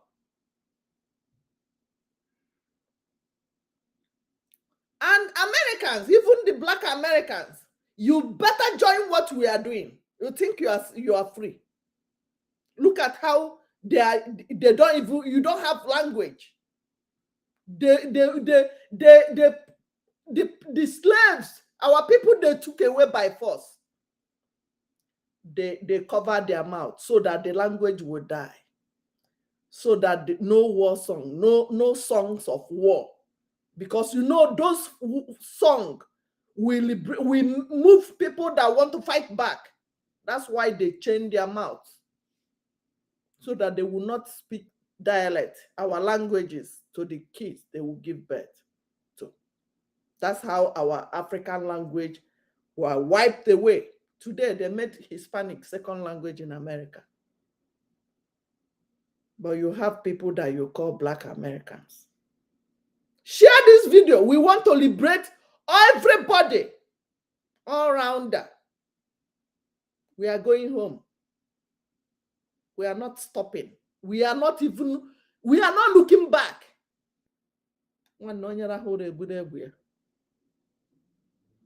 are not looking back. And don't stand down on our way. Don't ever. Because you people have put your hands into our eyes. When we will put our own where we want to put it now. Puncture. Now we go puncture that eyes. This is the time. Africans, wake up! Wake up! Africa, unite. Africa, Africa, unite. Africa, unite. We must go home. Unite now. Where are the mothers? You are there. They're killing your children. You don't want to add your voice. Where are the men? You don't have balls. You are here. They are using you as slaves. You will work your own and work their own. And still they pay you peanuts. That's why they don't want us to go. Look at them here in America, Canada, Europe, Asia, everywhere. Can they pack their own shit? They can't. Go to any hospital. The blacks are holding it. The melanin, they call our chocolate everywhere. Doctors, professors, nurses, engineers. Or you think they are the one that built America? They brought our people to build America for them. We must go home. We must liberate our people. We must use our blessed mineral resources bestowed on us. We are blessed people. We must go home. Don't be scared of death. Now, once person they die, you might even sleep at home. You'll buy. What will you gain if you don't join what we are doing? How will your ancestors receive you if you die tonight? They will whoop your ass. I swear to God. They will kick your butt. They will push you back to go and finish what you do. You refuse to do. No, sister, say ass. We need fire. Forget the butt door. We want fire. Say it like you mean it. Yes. That's how you say it. Say That's it. Speak with fire. You are just being slave. They are using you up and down. You don't know your worth. You don't know that you are more than gold. Diamond. Look at what they get from our land. Every sand in Africa is blessed sand. The one they call Californium is because they brought it to over here in California. That's why they coined it to call it Californium. Thieves, criminals. That's how they came to my country, my village, and said they discovered River Niger. Said it's one Mungo Park. Let me go downtown and discover their Lake Michigan. Let them say it's me, Ada BIAFRA from Chicago. Let me discover Lake Michigan. Will they accept that? You come to my village where the stream have been there for 100 million years ago. You told me that a man called Mungo Park discovered it. Ketekpa. Discovered it. But I cannot discover your Lake Michigan. You will not put my name there. We must liberate. Stand up anywhere you are. Don't be scared. Don't be scared. United, we must stand. Anybody, anywhere you are. That's why Nigeria youth allow them to very till they reach Niger. Niger where now gave them woto. They broke the pipe because they knew what will happen. You come and take my mineral resources and be powering and be enjoying in your house. While the owner of the resources are suffering. You don't care. You don't care. Let me just yield my mic. I don't want my BP to go high. Okay. Thank you. That's a good one. See, I wanted to invited some more fire women, and there you stop. Oh, I just invited the fire women to hear you. There you stop. Oh Lord. Don't worry. Don't worry. You know, it will get to a point. Don't worry, I will come back. To even say it. It will get to a point where even our own people. I'm not careful in saying this. Even our own people, if it's try to stand in our way while we want to liberate, we want a life. See, we'll join hand. Yes. If you refuse to hear us and you refuse to do what we are doing, and you want to be an obstacle, we will join hand and unalive such person. I'm not careful in saying this because I will not be wasting my, strength. This what we do every night is blood. We are putting our blood into this every night. A lot of us may get sick by not sleeping at the right time. I know how many times I'm sick. Why I'm not fine? I'll still come live and all that. So somebody will now want to come and block or want to become problem to us. We will not think he's one of us. We will take him down. We will unalive such person. Like I said, I'm not careful in saying that. And we youths, we should wake up. The people that are supporting this puppet, they are not much. They are few. We that want liberation for Africa, and we are more than them. That is one thing we don't know as people. That is why we think these people are more than us. They are not more than us. Did I have change of mind is when I was on a Twitter space when we are discussing about African. A white man came down to that space and told us in our face and said he used to know that African is a strong nation. He now said Nigerian especially, that we have this statement we normally make that if they put somebody to the war, the person normally turn back and fight back. That we Nigerian, that when they push us to the wall, even the little hole, that little hole in that wall, we'll be finding a way to hide inside the hole. Immediately that man said that, my mentality changed. He said, we are scared of dying. But Africans are dead already. Now, what are we scared of? And that's what is happening with us. All of us, when we want to do something, you hear they will unalive us. Who told you? When we join force as people, they can't bring us down. Let's wake up now before it's too late. That is what I need to tell you. Let's wake up now. I know some people, some Arabic people on the comment section, they are there fooling themselves. You people think you have violence. You people think when it comes to unaliving people, you are good at that. The reason why you people think you are good on unaliving people is because we keep preaching peace. If you bring it on now on African, we'll bring it back at you. We are ready to we are ready to unalive each other. Blood, head, everything we roll. This time around, this is not matter of Jelenge. We are not in that Jelenge time again. What you bring back to us, we'll give it back to you. So that's why each time I'm talking, I talk. I'm not even careful of saying it. Because this word, what I should let people know, this word is full of evil. When you try to be at peace at people, just believe that person will bring you down. There is no any good person on this planet Earth. So you yourself, don't be good. Make yourself evil as anything, because the world is full of evil now.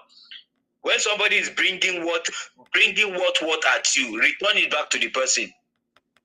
That's why I said this religious stuff now in Africa. We need to take it out of Africa, because they use that strategy to calm us down, to bring peace, to preach at us. That is why we need to take it out of our country.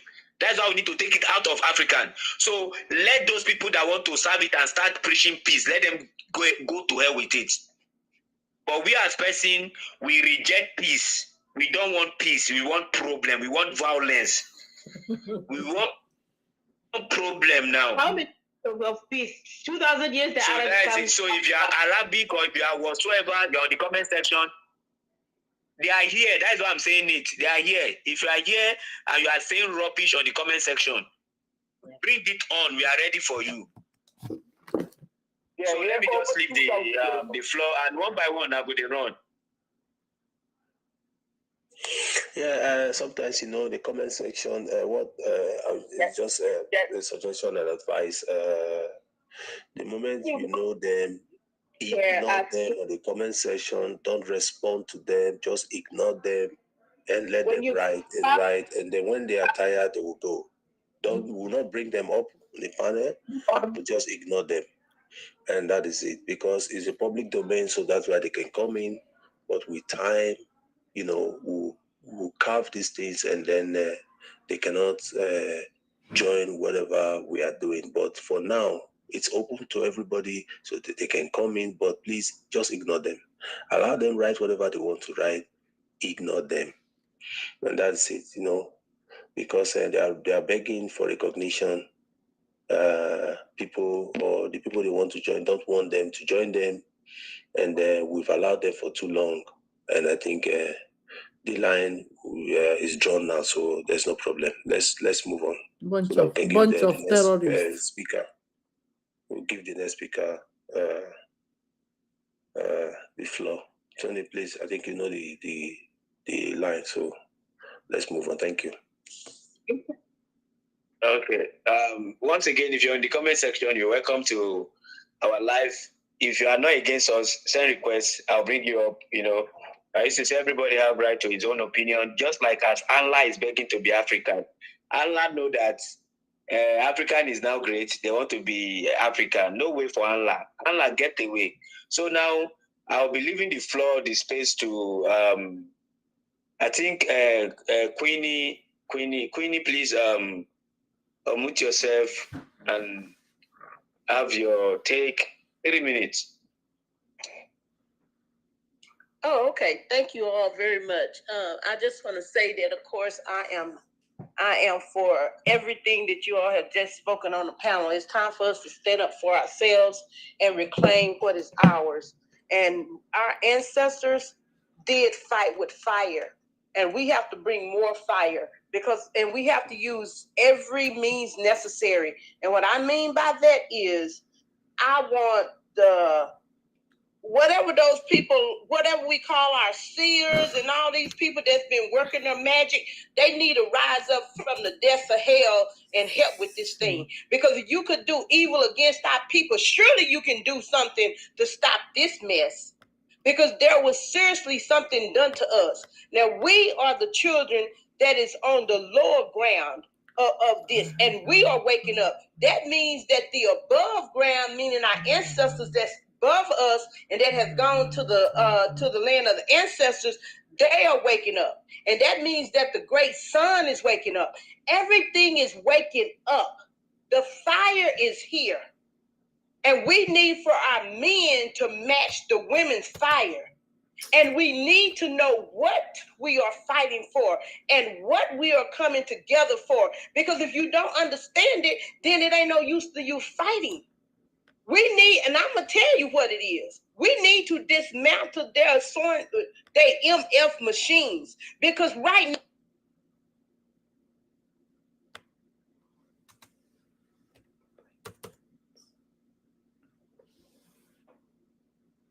What's going on?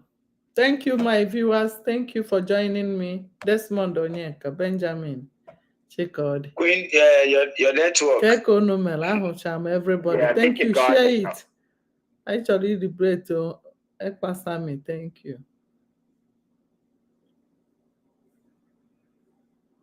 You know, see Queen how God, I women. would like to say that for $1.20 you can save a starving Somali. They're in the comments looking for food, so please donate to the cause. Give them 50 cents a day. But not open.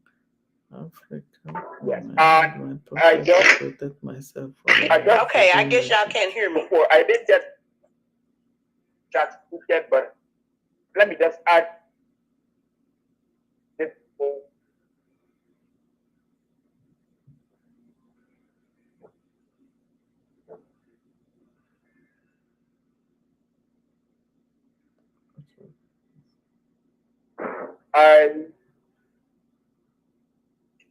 Roga, your network is. I think our network is down. But let me just remind the Somali that is the time. We'll see. Your network is a bit bad. Your network is a bit bad. Probably switch it up, or I don't know. He's driving. That is why he's driving. Why?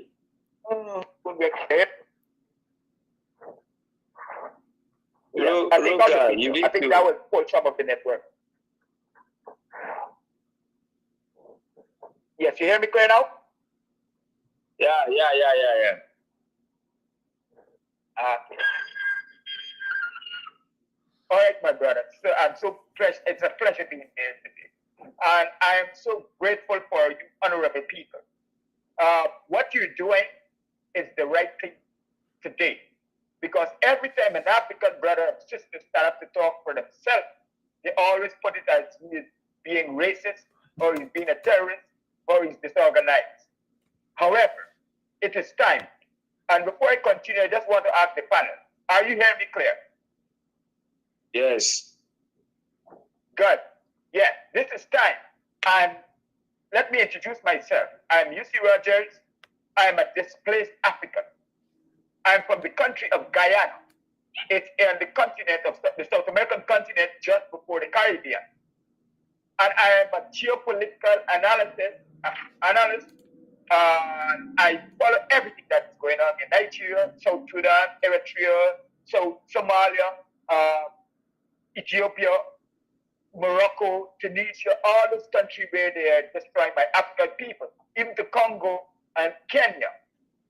And I am so angry. I don't think you all are angry that I am. Especially when look at what is happening in Somalia, where they lock up that general, but they take off TikTok from Somalia, the country. They block off TikTok so people can't get the information out of Somalia.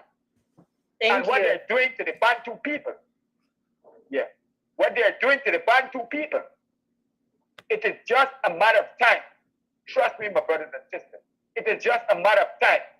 And I would go on every African forum to wake up my African brothers and sisters, because Bob Marley sang it a long time ago. And he said, emancipate yourself from mental slavery. None but ourselves can free our minds. And no one is doing that because they benefit them. And if Africans were awake, what is happening in Tunisia, what is happening in Libya, what has happened in Egypt, where new people are claiming ownership, and many parts of Africa, would have never happened. But it's just a matter of time, because we're coming, my people. We're coming. We just give you a chance to do what you have to do, because our mind was sterilized. But now we are awake. Now we are waking. The time is coming when we are united as a people, fighting for what is rightfully ours. Let me tell you this. Many of the African people need to look at our leaders. The timing could not have been better. Look at Rousseau from Kenya. We thought he was a hopeful leader who bring new change to Africa. But look at what he did. He sent 1,000 soldiers, policemen to Haiti, which the CIA of America went in and unalived the president of Haiti, who are on the threshold of nationalizing Haitian assets for the Haitian people. They went in and unalived it and created chaos. Now they're looking to Kenya. And look at the timing. Zelensky even visit the Kenyan leader also too. And he gave him all support. We got to look at these leaders. We got to look at their bank accounts. And we got to look at where they're going. Because these are the people who are selling us out. They are coconuts. Brown outside, white inside. And they do not work for us. They only look like us. Secondly, foreign religion. It's a psychological program. And it do not allow the brain. You know what the process of a computer? The computer is a simulation of the brain. And if the computer is not being updated, the computer will not function according to its purpose. Our brains have stuck into those primordial teachings. Allah and Christianity, those are programs that keep the brain in a primordial cycle. It keeps your brain in a primitive ideology. We need to wake from that condition. They managed to put that in our brain and sterilize our minds from the goal that our ancestors have set in motion. We need to wake my people. Both Islam and Christianity, different toilets, same shit. We need to remove out of those traps. It's a mental trap that keeps you in a cycle, keep repeating the same thing over and over. And what is the definition of fool or stupid? The definition of stupid, doing the same thing over and over, expecting different results. So my brothers and sisters, we gotta emancipate ourselves from mental sin. There's a song that's sung by Bob Marley also. He said, in the abundance of water, fool go thirsty. You know what that means? Africa, with all the necessary mineral resources to keep Africa rich for the next 2,000 years, is being plundered by Europe and enriching Europe, and Africa collecting their papers for the assets. And not even the right among the papers. They're giving us a snippet so that we can get just a slip on our tongue in the morning. but what we are having for the future generation of the African people. So those leaders who go around collecting and collecting aid, we don't need that. What you need is to enact right policies for the African people, so that the African people could get their just reward and value for their assets. We need to come together, my people. It is time, and I'm feeling so happy, and I would lay down my life for the African cause, because I am a true Pan-Africanist. You can beat me out of Africa, but you can't beat the African out of me. I would fight the tooth and nail with my brothers to remove those parasites that we have in Somalia, we have in Sierra Leone, we have in Eritrea, we have in all those parts where the European brought in to keep us divided. They don't know how we stay, because when we mind made up, we can teach them what is brutality. Because when it comes to defending our territory, we go all out. It's either for us or you're against us. And so it is time, my brother. I'm so happy that you bring some fire to these foot of some of our coconut brothers who claim that they're from Arabs. I don't even call them brothers, because once you say they're from you're Arab, you're not our brothers. Yes. Once you said you're Arab, you're not our brother. So we need to start looking at from within. We got to start sanitizing from within, so that when we're going after those who are fighting against us, we know who we are fighting. And it is time, my brother. It's time we wake up. We must reprogram our mental pattern. We need to recondition our mind, sterilize our mind from those implanted ignorance that keep us psychologically retarded and not being able to work together as a people. All religion, let me tell you this, all religion, both Christian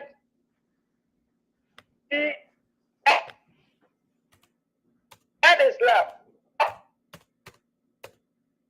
and all of those who are claiming Hebrew Israelite, it's just that need to come from nowhere. Because if you're omnipresent, it means that you're present in every particle of existence. And therefore, you need not to come from nowhere. And any God that sees everything you do is in you.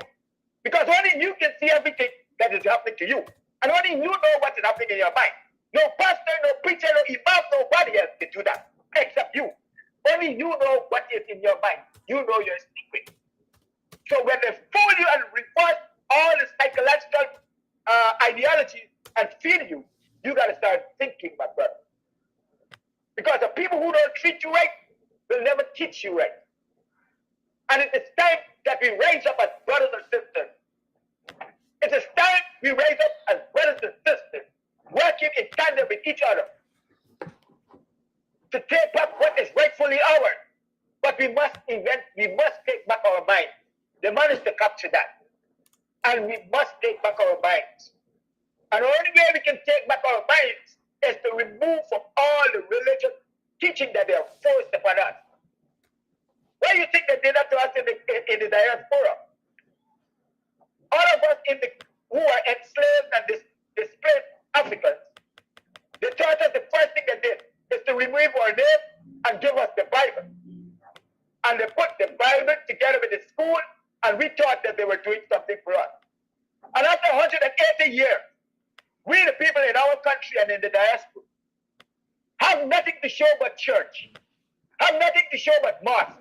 But all the different groups who they didn't put the religion on, control the bank, control the industry, and control everything that makes them wealthy. But we sit down praying every day and sit down so foolishly, looking at what is happening. I am angry, and you can feel it in my blood. I am totally angry because enough of us are not waking enough. We're not waking enough. We sit down and praying every day, hoping that something is going to save us. When in fact, we got to save ourselves. If they don't even want us to come to their country, locking their border. Look right in Africa. Tunisia is sterilizing the country. They don't like the dark-skinned people. Why we can't push back on these people? It is time. Nigeria is the most I will wrap up. Nigeria is the most populous country in Africa. But oh my God, Nigeria is so predominantly Islam and Christian. They don't. I think most billions of people that travel outside of Africa comes from Nigeria, and we are following this religion. It's time we wake up, my brothers. I want to say thank you for giving me this opportunity to speak my mind on this platform, and I want to say thank you for allowing others to make some contribution towards waking the African people up. We must emancipate ourselves from mental slavery. None but ourselves can free our mind. Work together in unity. Peace and love, my brother. No peace and love for no others except us. We work together. And we must fight against those who are challenging us. Thank you.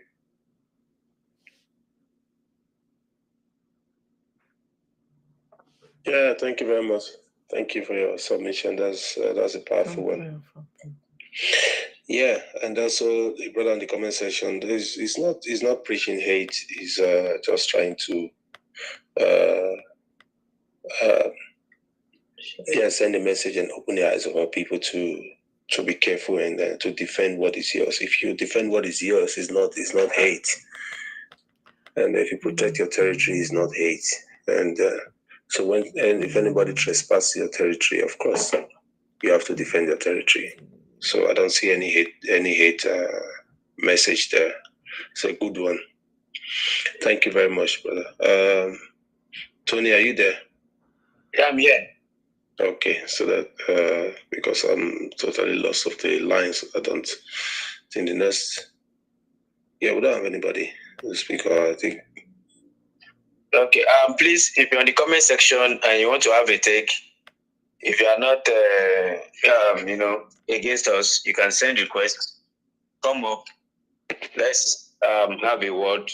Come up, send requests. It will bring you up. And please, if you're in the comment section, keep tapping for us. Keep sharing. Keep tapping. Keep sharing, so that we get to more people. Please share the live. Please tap for us. Please tap for us.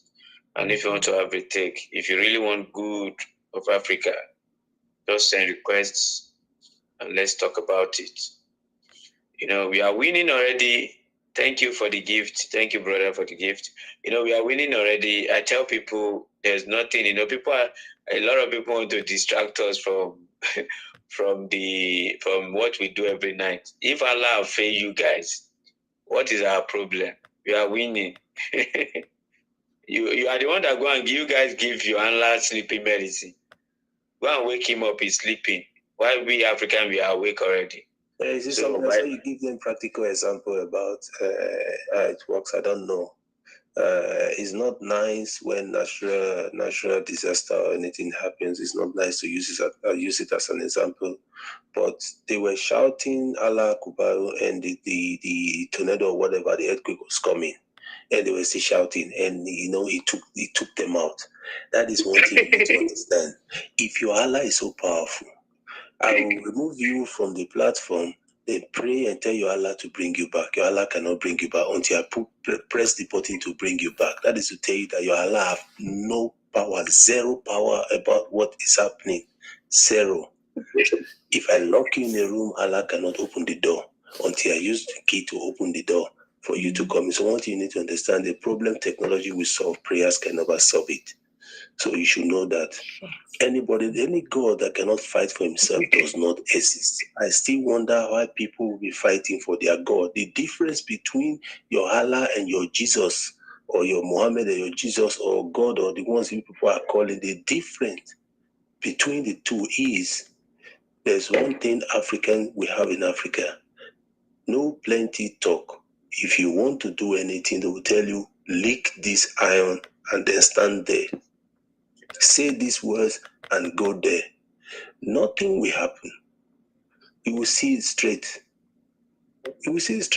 We have, before all these DNA tests and all these tests that they are doing today, how do Africans find out what happened? Simple thing. If somebody is unalive, they'll say, okay, fine. They will cook. All the women in that area will come and cook together. So there's no secret. Cook the food, place it or everybody serve from it and eat. You will see the person. The person will run. Either the person will run out or the person will confess. There's no two ways about it. And instead of people to support those things, they say this is juju. What is wrong about finding out if something happened to find out the truth? What is wrong? And these people are using it. They call it a lie detector. How they call it? And we are doing the same thing. They say it's juju. Whatever we're doing is not good. We find out the truth is not good. Somebody who tries to oppress you, you cry to nature. Nature will respond. They'll say, yeah, it's juju. So am I supposed to be quiet for you to oppress me? Am I supposed to be quiet? Who's oppressing you? Sorry? Who is oppressing you? Who is oppressing me? Yeah. Who is this? No, I'm asking you a question. Did I call your name? Yeah, but I'm confused. Like, who's oppressing you? When I was speaking, did you listen carefully? I just came in. Like, who's oppressing you? Then wait. The whole world is oppressing him. You met people here and you are coming. That's the problem. The whole world. You are not patient. And now what does that mean? English. Why don't that means the West, that means Asia, that means USA, that means you. No, I know exactly. How am I oppressing him? I'm African. I'm a proud. No. We have Africa. We have Africa, and we have Black Africa. Which one are you? I'm African. I'm indigenous. I'm East African. No. I ask you a simple question. We have Africa and we have Black Africa. Which one are you? What's the difference? They're both African. The difference is that you're not black. I am black. I'm a black. No, you're indigenous not. East African. No, indigenous where? Where are you indigenous to? I'm indigenous to the Horn of Africa. No. Horn of Africa is not black. They say that themselves.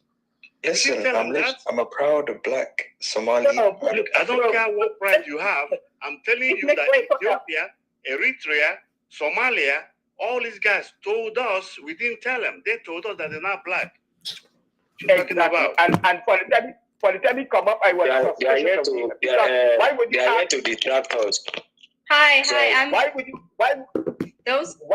ask Africans have that ideology? Those kind of people are the ones that are trying sold down East Africa. Exactly. Thank you, sister. This yes, I'm telling you, Africans, be careful. This is what I'm from Ethiopia. These people, they call themselves Arabs, and they have that ideology. They're the ones that you need to be careful the most, and that's what we're fighting for in Ethiopia right now. And I will tell you honestly, this is ideology that they'll come and they'll confuse you. Oh, what's black? What's black? We know. So. Okay, you coming from Ethiopia? Are you black? Yes. Peacemaker, she's on our side. Yes, that's ideology. My color might not be as black as some West African, but I'm from a society where who understands what is politics and what is ideology. They're the people who call black people. I'm from, like, let's say I'm from Oromo, right? They call this Asgala. It's called nigger by their native. You know, it's not right. I'm for the truth. Whether you don't have to just degrade other people, and they have been doing that to their own people. I'm the same color. But just because I understand the pain, what my grandparents went through, I understand. But these people are not willing to understand that wherever you go, you're being mistreated by. It's clear to see, and there needs to be change. This is the Renaissance, so. Yeah, but you know, but I bet you still have it easier than we do, and this is, you know. No, she don't. She's been here. She's very honest. Okay, I apologize. I've never been there. I probably will never be there. But the type of rhetoric, coming out of Ethiopia, Eritrea. Guys, can I say something? The reason why I come up here, and whenever they come up here on Tony's panel and they ask what's your tribe, there's a reason why. I am not tribalistic. There's a way we identify our people in East Africa.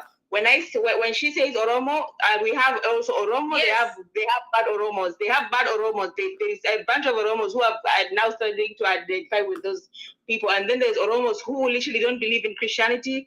They have their own practices, and those called the Oromos. They sold the Oromos. We know who our spirit is not lost. Our spirit, their spirit is sold. When they give them rituals, all that they do. That's when. You know, when they sold slaves in West Africa, what they did, They make them go around a tree 3 times so that their spirits will be lost when they get sold. Can I talk? Because if you talk, let me talk, and then because me I'm Bantu, let me talk. They're gonna say you're gaslighting, or I know, and also we have to be very careful. So when somebody tells you they are Kunama, they are Kunama, Oromo, and also Gambela, those are our people. But when they say those other whatever Habesha, where Tigrania, those are the people who are dangerous. Tigrania, Tigray, whatever those names are, other names. They are dangerous. Literally means people that came from Habash Mountain in Yemen. They don't identify themselves as Africans. They don't even identify with Egypt. They identify with some Coptic way, or they're the ones that were Roman, Coptic, whatever, during Susinios and all those kind of times. They have been selling people out like slaves. In our culture, we didn't have selling slaves. We had a system to have everyone have their chores. And there wasn't any violence. People were living peacefully, but they wanted the throne. They wanted to rule like the kings and the queens of the Westerns. So it's a system that was unknown to natives because we were in tune with nature. They call us pagans, but no, we worship one God. We are called Wagefeta, but they say, oh, you worship the tree. No, that tree has its own spirit. You don't just go and cut it. They cut our tree, they build churches. And I'm not against churches, but I'm saying you have to respect other people's way of life too when you come in. You just don't destroy it. Well, my sister, I would like to add, we are against churches because church, we know. See, your network is bad. Maybe first finish driving. Yeah, but we are against churches. Churches are disgusting. They are places where every church, and let me give an example. In America or in Canada, the churches, they build the churches too, and they buried young kids there. Same thing in my country. The churches, they built under a cemetery. They buried black people there. So churches are disgusting, and I know exactly, if you dig up those Ethiopian churches, you're going to find a bunch of skulls of our people there. So churches are very disgusting places, in my opinion. We don't care about churches. I'm not against religion. They can do, but when you come into society, you have to understand the society of way of life too. You have to try, and then they write our history with the Europeans wrote our history, but it's not our history.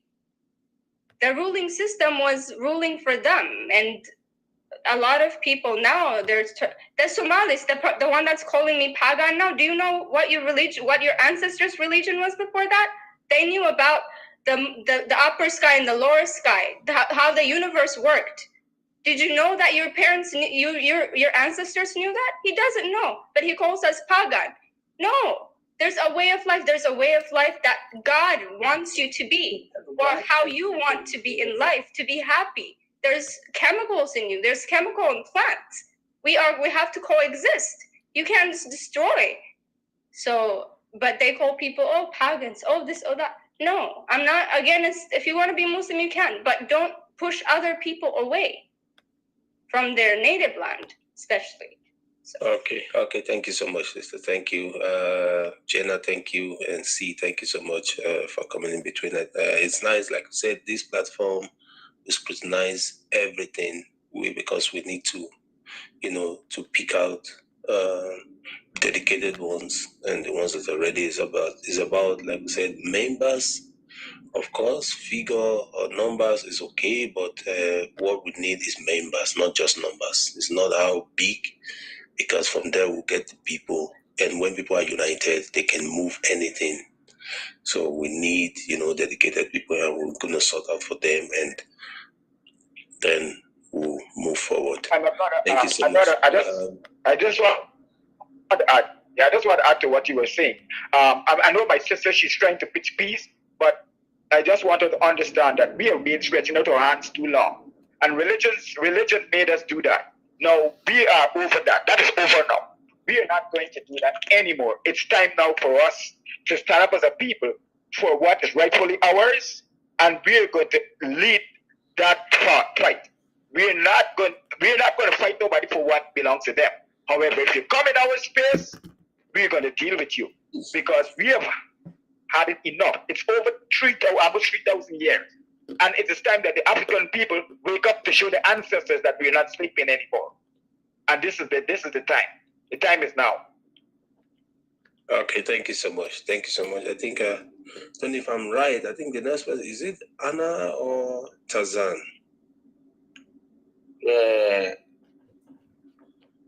No, Tarzan was here before her. Okay. Then Tazan, please unmute your mic and have the floor, please.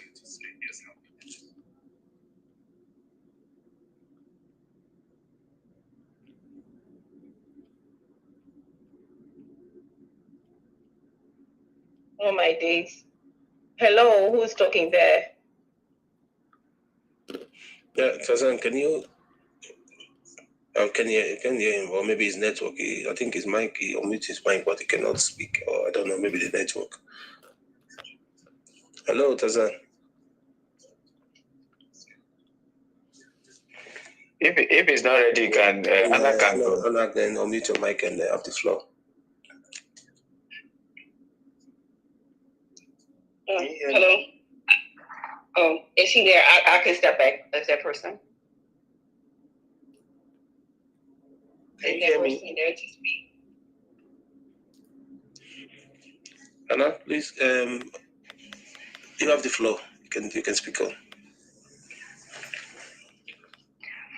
Okay, you guys know that I want to appreciate and thank you for every time that I'm allowed into this space and allowed to speak my piece of.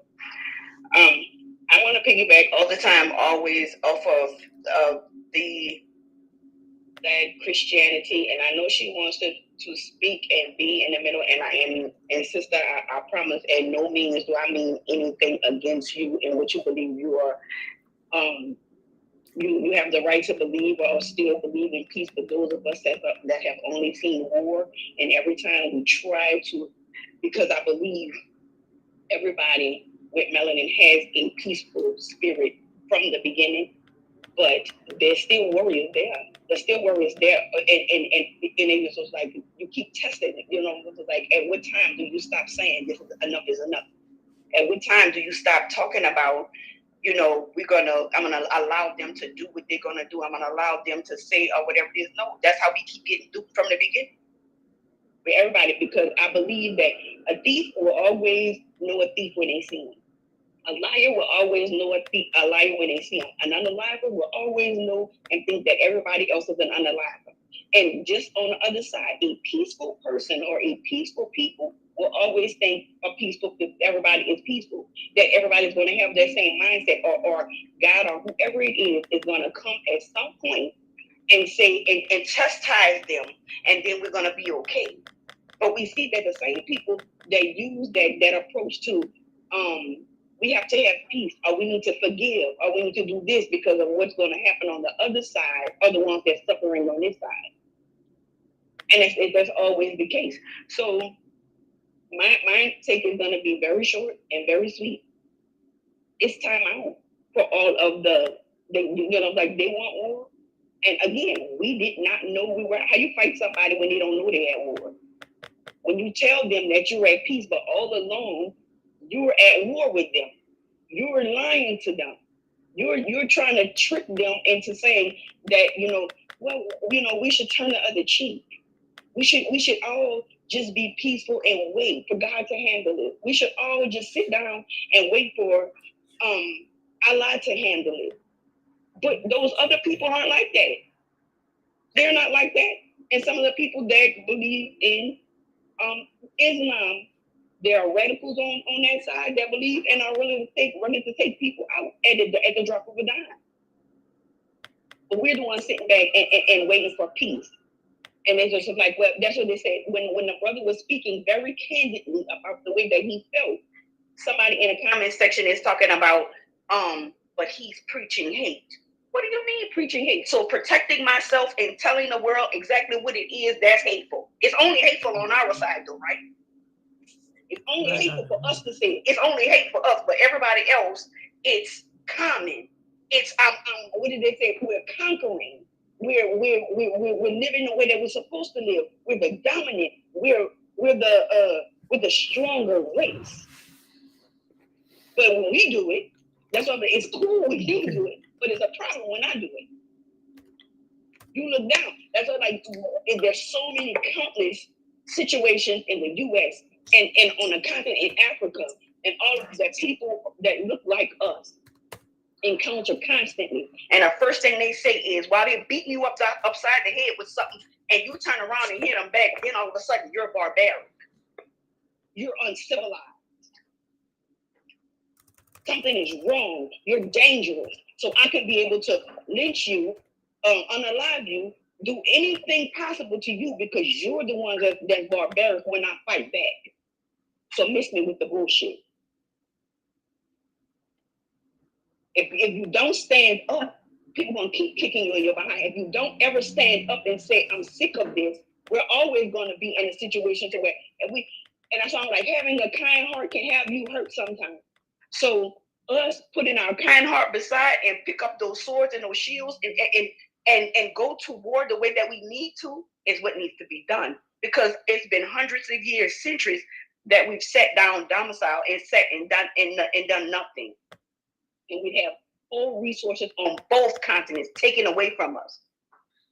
Built up to this country over here to make it to where it's the richest country in the world, built on the backs of stolen Africans or sold Africans and put on a whole other continent and strip them to make them to feel like they're less than.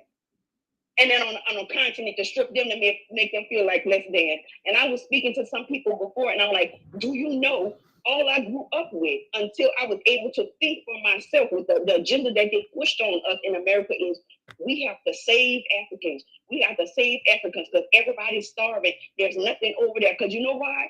They wanted to push that on us to make us never want to go home. They wanted to push that on us to make us feel like there's someplace that you never wanted to be. And now that we're all waking up, we know that that is a lie. That's a lie.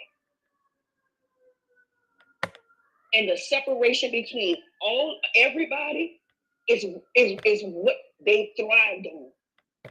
So again, I want to say, us arguing back and forward, us making progress, us pushing forward with everything is what's going to get us where we need to be. Us banding together, and those that want to sit there and play midfield, you're going to sink. And us on the other side, we got to make peace with everybody ain't going to be able to come. Those that's going to be over there and going to sit over there, and they let them stay there. Let them stay there. Let them find out on their own. Make peace with it in your heart that everybody not going to be able to come. And that's what I have to say. And I'm on you. And Tony, I believe I'm going to thank you, Mr. Dalton, all y'all for always welcoming me in this space and letting me have my seat. And I'm going to yield. And I don't know if somebody else wants to come up or whatever, but you know, I like to drop down to let other people be able to talk and and get their point of view out. Everybody's point is valid, but that don't mean I gotta love it. And state what you gotta say, stand your ground and stand on it with your whole chest.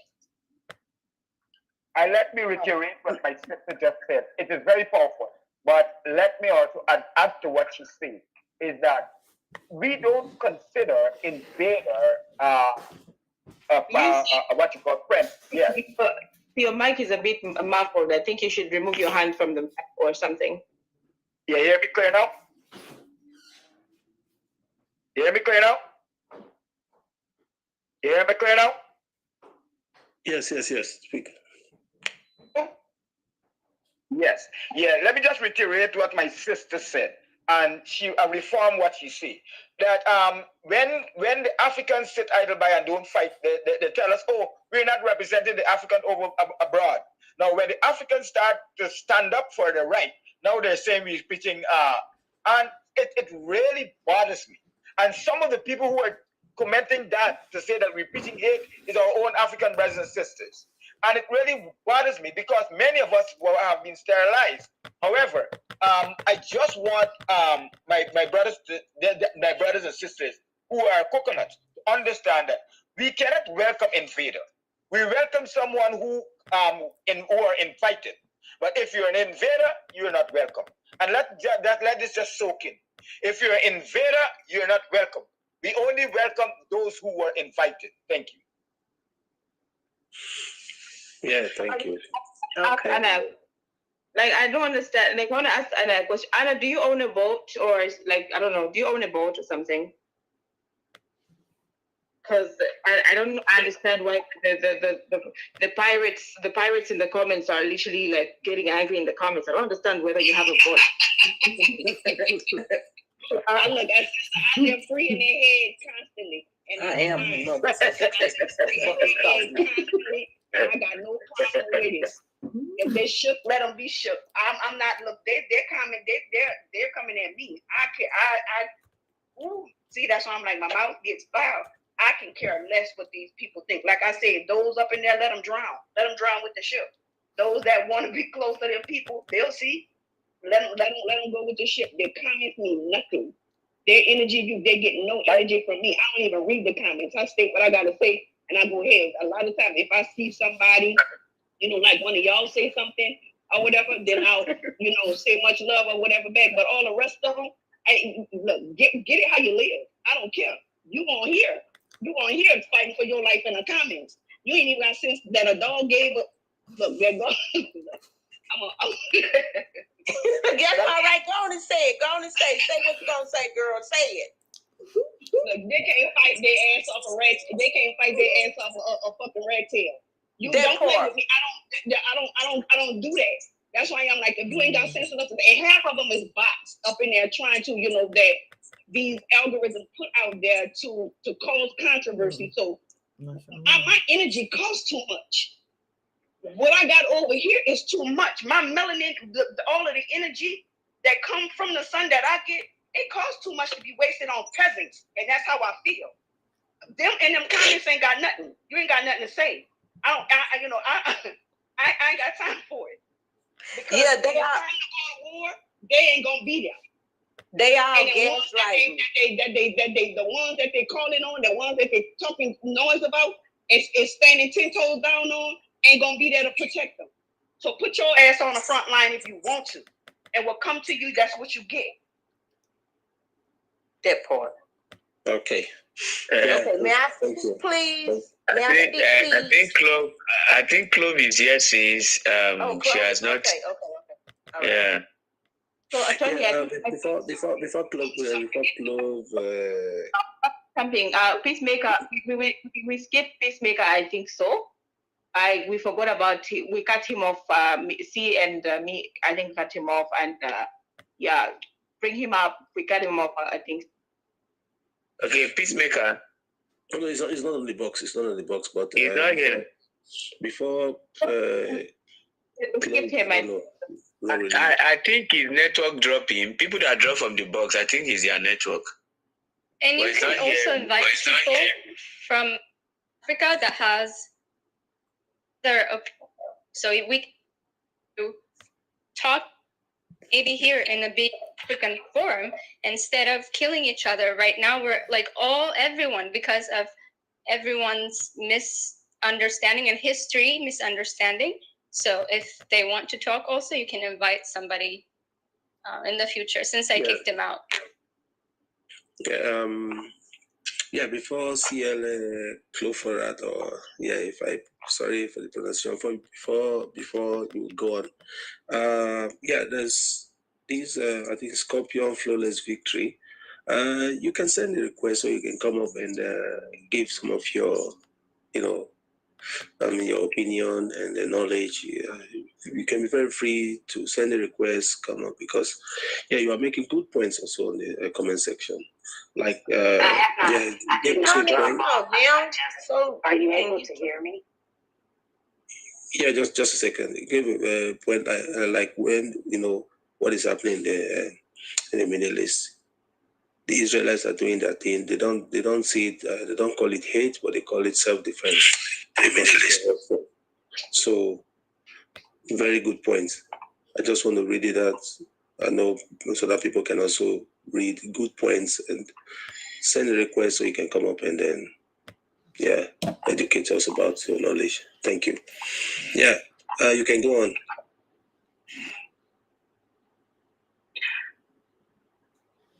Hello? Yeah, hello.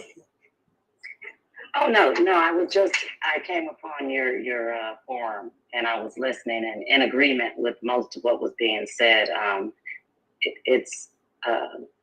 don't understand in the comments why it is, I guess, either comical or wrong for a woman of color, a Black woman, to be an American and not necessarily a resident or born in Africa, for her point not to be as valid or taken as seriously. I guess I got a bit lost by some of the comments. And sister, wait, hold up. I actually wanted to. No, wait, hold up. I wanted to say something about it, and I forgot actually. These people are the main reason they were created. I'm not trying to be a troll. I'm not trying to be funny. They were created in a breeding farm in North Africa and Bangladesh, and they were brought into the continent. They look like African sometimes. They have African profile photos, and they tend to cause the main issue why they were created is to create division and to gaslight people and to make us fight each other. So they are in the comments telling African American women, oh, an American talking, an American is speaking. That's what the purpose is for. Don't give them no mind. Don't even care about them. The comments, they're not African. They're a bunch of fools from Yemeni, and they're no man's wanted product. So don't mind them. And I'm sorry, sister, I don't mean to cut you off, I promise. This is just me, Anna. I just looked at the comments. Like I said, I don't even really pay them no mind. I just looked at the comments and see it, and it's like, why is she so angry? Maybe I speak with passion. This ain't anger. That's y'all playing passive aggressive. I don't play passive aggressive. I'm assertive. There's a difference. Yes. I know what I want. Respect. So that's why I'm again. Yes, okay. Respect.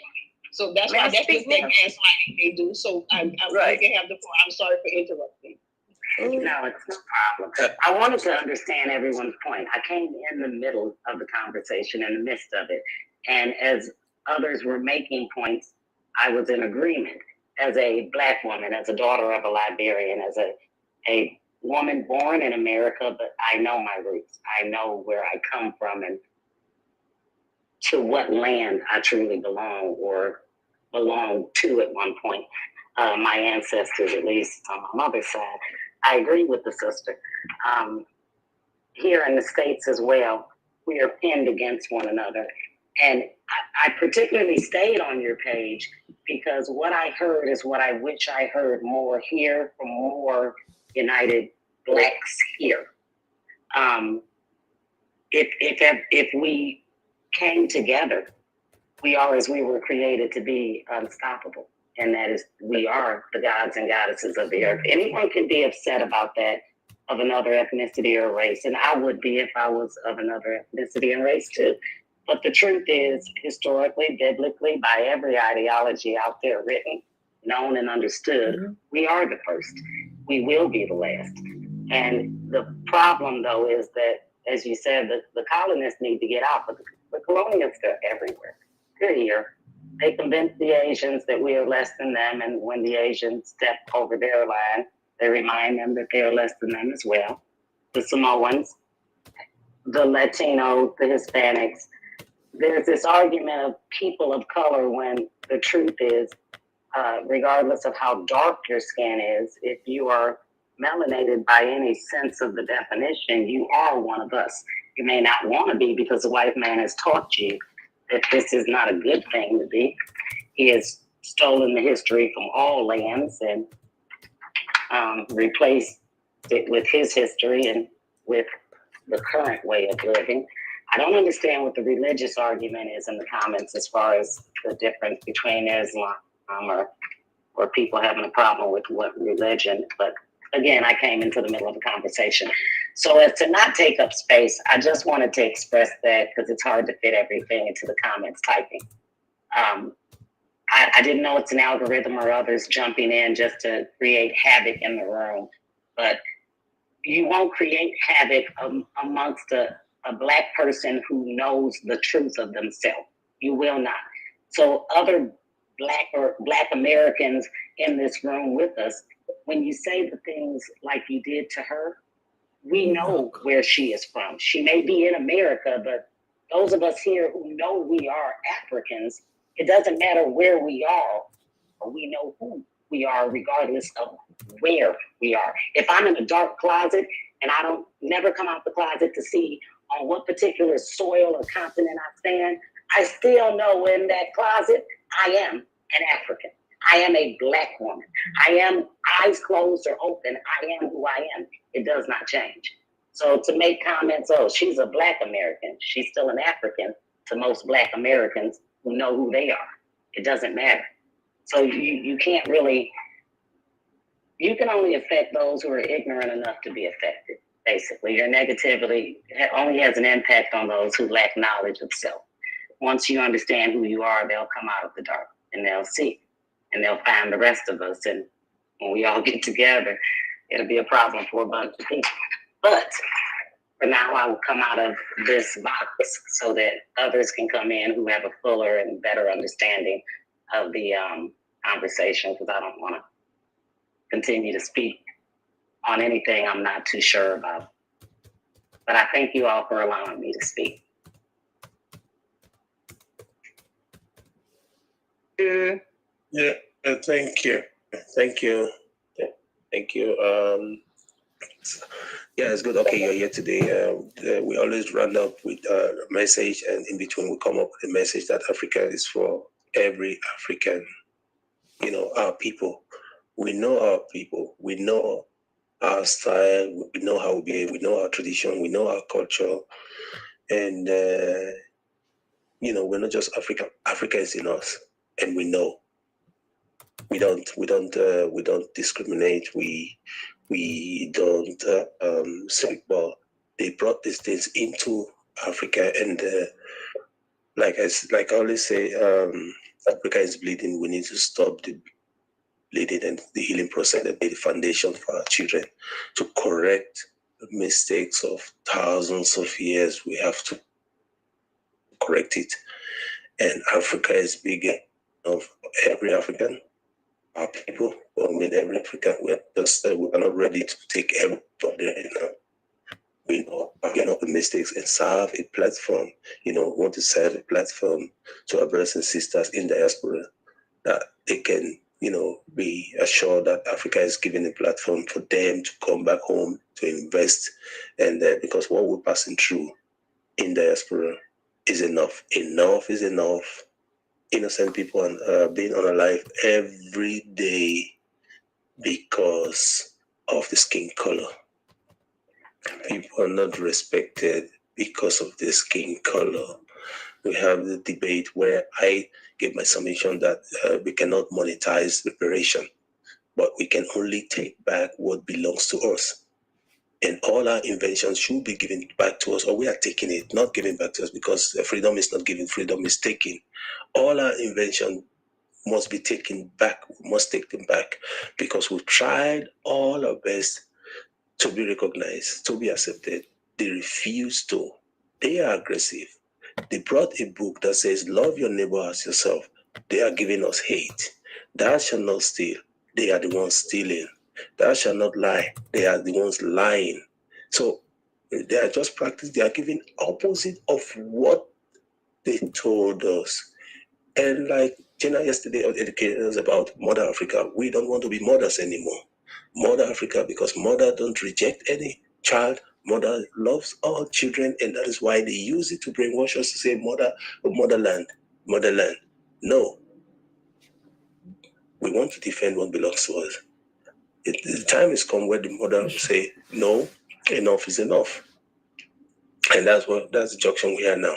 So we are doing it because we want to sensitize people, we want to educate people, we want to start from the grassroots and correct the mistakes that have been, that have been ripping Africa. We want to stop it. And we are on it, and we are going to stop it. Africa is for every African.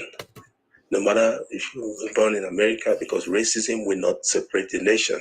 The moment they come, they take every skinned person out. Every dark skinned person, they will take them out. They don't ask of a nation where it's coming from. They don't see a nation, they see color. And that is why they see us as one when they want to discriminate. Only when they want to steal from us, they'll tell us that you're from Nigeria or from Ghana, divide and conquer. They'll bring confusion into the system so that they can take from us. And what we are saying today, as a Nigerian or Sierra Leone or Liberia, we are just defending illegal names, illegal nations. They came and they divided Africa.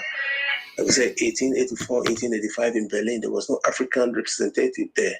They divided Africa. They came, they made kingdoms, they turned kingdoms into tribes, and then they broke Africa into pieces, into different nations, so that they can, put division between us. So that is what we want to correct, and that is why we are here, brothers and sisters. So don't be troubled.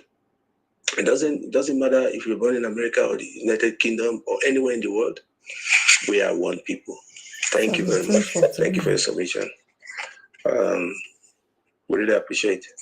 You are always welcome on this platform. Thank you. Yeah, Tony, I think he's a Vibe Master. If I'm not mistaken, yes, he's Vibe Master. Please unmute. No, not Vibe Master. Queen said, did you want to? Okay. Okay, yes. Thank you so much for allowing me to speak now. So I was coming in on what Anna said earlier, and what she said is going back to how, if you don't know you being warred against, how can someone war on you? Anna, I have been saying that for I don't know how long.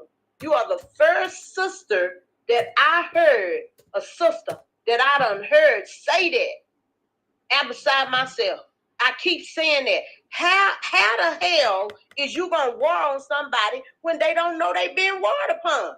And this has been the tactics of these people. They have continued to do things.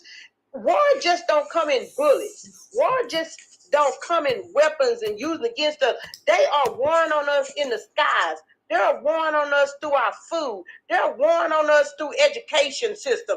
They're warring on us through the religion system. They're warring on us through the judicial system. And they warring on us by building infrastructures and tearing down our trees, which produce our natural food supplies. Y'all, these are all war tactics. These are all war tactics. And that's what we got to understand, that when we come, and we are coming, and we are here, and when and 16, mother is mad. Like our mama, we call her Big Mama over here. Big Mama, the Gaia, Mother Earth. She very mad. That's the reason why Opie could speak with fire a while ago. She said what she said, because women see the mind control over our people, and it's something that they use to put us to sleep. And then they come in here and gaslight and say all these things and try to turn us against America and Africa and all this stuff and all that. Baby, let me tell you something. This whole planet is ours. This entire universe is ours. We are the mothers of this planet. And the mothers of this planet has come to take her stand. And that's that. Like, it's nothing else said. We come to take our stand. Period. So with that being said, when everybody's together and our women, and I think no offense to the men, but the women that's got fire on here, I think we need to get a chat together, because it's some work we need to do to ourselves in our minds, if you know what I mean. Because we are the ones that they're really targeting. They target our men to break down the wall of protection. That's the reason why they target the men. That was the wall of protection. But the real fight came from the female, from the woman. It came from us. We was actually the ones that the men will always come to and say, what our next move, they know that. But for anyone who's tried to divide us, that division would never happen again. It would never happen. Because when the woman knows that this is her planet, and we are the birth of the nations. It's us that birth the nations. So it's time for you to listen to us no matter what, and no matter who you are. So they want to fight. The fight is here. We don't care anymore. But what we're going to have to do is dismantle those machines. All of these war machines and these guns and stuff that is killing our men and our men is fighting against each other, y'all going to have to turn them on somebody else. You're going to have to turn them on the enemy. You're going to have to stop the machine. And someone in there said, well, Africa doesn't have a military. Oh, yeah, we got a military. Oh, we got a universal military. Women, follow me. We're going to talk about this on another deal. But, yeah, we got a universal military. We sure do. You might not, and we don't have to reveal it, but we got a universal military. So you can forget that. Next thing is, get our babies out of those mines. Shut down every mine in Africa. Shut it down. Because we don't need nothing else. We got everything we need out of Mother Earth. You can recycle. You can build cars. We got more cars than we need. We got more motorbikes than we need. We got more everything that we need. We don't need that. We need our engineers to rise up. We need to rise up. And you're talking about, and all these people complaining about lights and stuff. You put a pole in the ground, you got just as much sense as the rest of them. And anyone who inhibits the lights anyway, you mean to tell me that you can't think like that? So we don't have to worry about that. That's the biggest lie ever told. The next thing is we invented the cars. You don't have to worry about. In other words, y'all, we have everything we need. You just got to look within yourself and rise up. You have everything you need. But guess what? They don't have that because they had to steal it from our people. When they stole it from our people, then they opted our people off. So the only thing they have is a what do you call it, maybe a blueprint or something like that, but they can never think above that blueprint. That's the reason why I got a sister that calls it, said it's a one-trick pony. The only thing they know, y'all, is unaliving. Why do you think they keep killing you? Because our minds never stop evolving. Our minds never stop evolving. Don't you know that we can create anything? These lights ain't nothing to us. It's nothing. So we got to get our people to think what we need again is our trees. We need to stop this infrastructure. We need to stop this killing of our natural resources and depleting the earth. Them playing up in the air. That shit needs to stop. Because that's what's making you sick. That's what's killing everything. That's a cyclone blowing. Go look it up. Go look it up. It's called a cyclone. That's the bombs right there that y'all don't know about. That's the atomic bombs y'all don't know about. And see, all these people in here, they want to laugh and everything. The only reason why somebody laughs because they know you're telling the truth. Those people just destruction, y'all. They are into our earth. Like, we have to see this.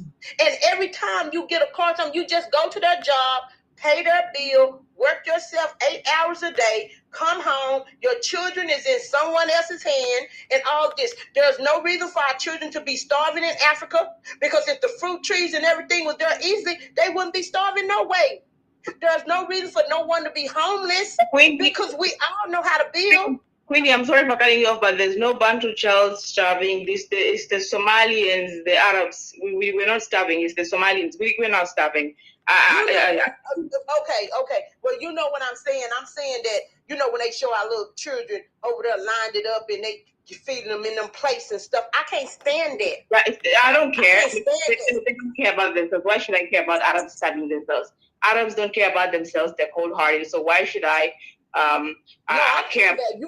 Well, I don't care about them. I'm worried about us. I don't care about nobody who is half-breed. I don't care about them, because it's something that they already done told you that these people are cloned. Like okay, so my granddad is actually from Africa. And my granddad I come from a polygamous family, so I got a rich bloodline. I got a strong bloodline. And I'm not going to spill everything on here, but my bloodline is deep. So I know what I'm saying. But either way it go. I'm just saying, y'all, we got to get together women follow me because I would like to talk to you all because there's something that we need to discuss apart from this panel. Okay. Are you living in US or are you living in? Who are you? Who is you? You got a white picture on your face. Who the fuck is you? Yes, I'm a white guy. Well, you don't have to worry about where I live. I'm from the beyond the beyond. Didn't I tell you that in the comments? I'm from beyond the beyond. The land of Benya. The fuck? Yeah, so in the election in US, where are you gonna choose your voice? Okay, I'm sorry. No, wait, hold on 1 second, because this guy comes on every time with his passive aggressive voice, and if he has his and wait your turn, man. to try to make sure that Wait your turn. No, sweetheart, let me speak. You come time and you do the people into feeling to making that everybody else's point is ignorant, and then all you do is pick up one point that they say, and then you target that, and then you go back and forth with them, and nobody's going to do that. Nobody's going to fall for it. See, I can do the same thing as well. Tony, take them down anyway.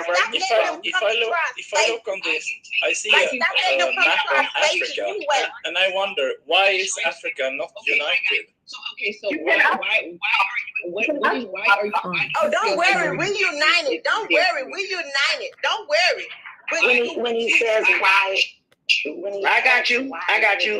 Because he's going to try to bait you into some passionate. The country as a whole, or particular group. He's not asking about anything. What exactly is the question? Yeah, he's not asking about anything. That's the thing. All he's going to do is try to pinpoint things. That's that passive aggressive nature that they have. And like I said, I can speak in the same monotone tone that you do and just ask questions to bait people into something that's going to make a stupid argument, and you're going to try to pull her into something that's going to make her emotional about things, so you can try to pull your point. You see what I'm saying? We can do the same thing. Like, where are you? If you're white skin, I can say that, but every time someone asks you a question, you turn it around and say, what does that mean? What does it matter? You answer. So why are you on this platform? Why are they on this platform at all? If you know that there are people here that are fighting and they're saying anything and you disagree with them, why are you here? And I have a question. People don't understand this, why people telling us I'm for Africa. Are we supposed to care? Do you want a cookie? Do you want us to play? No, my sister, not at all. We're not supposed to care at all. But if you want to come and play the game, the only way you get them out of the game is if you play the game with them for a tidbit and then you let them go away. And they'll go away. But we all get, because we're very passionate about the way that we feel about our people and everything. If he has only one agenda, is to make us start to yell and start to say certain things so he can pinpoint stuff to make it seem like it's so I was just trying, that's all I was saying. I was just trying to prove his point. Like, we can do the same thing back and forth. Because that's all he's here to do. He's not, he hasn't said one thing. As soon as the old other guy, I'm sorry. They used to this. Please, hold on. Something we need to understand is, I'll urge everyone here to just take time and just go around TikTok or whatever social media platform, and then just hop into white power platform. And then the moment you introduce yourself as African, they take you out immediately. Please, mute your mic. With a background in your bit close or please mute your mic. Okay. So the moment you introduce yourself as African, they'll drop you immediately. They don't even want to listen what you want to say because you're never invited. And so if we're having our own discussion, they want to ask and to have a word and to ask questions, and they want to mix up what is going on. Can I say something? No, you can't say something. We don't want them to say anything. That's it. You give me hate and I give you hate. So why, if you give me hate, I can't give you love. It doesn't work that way.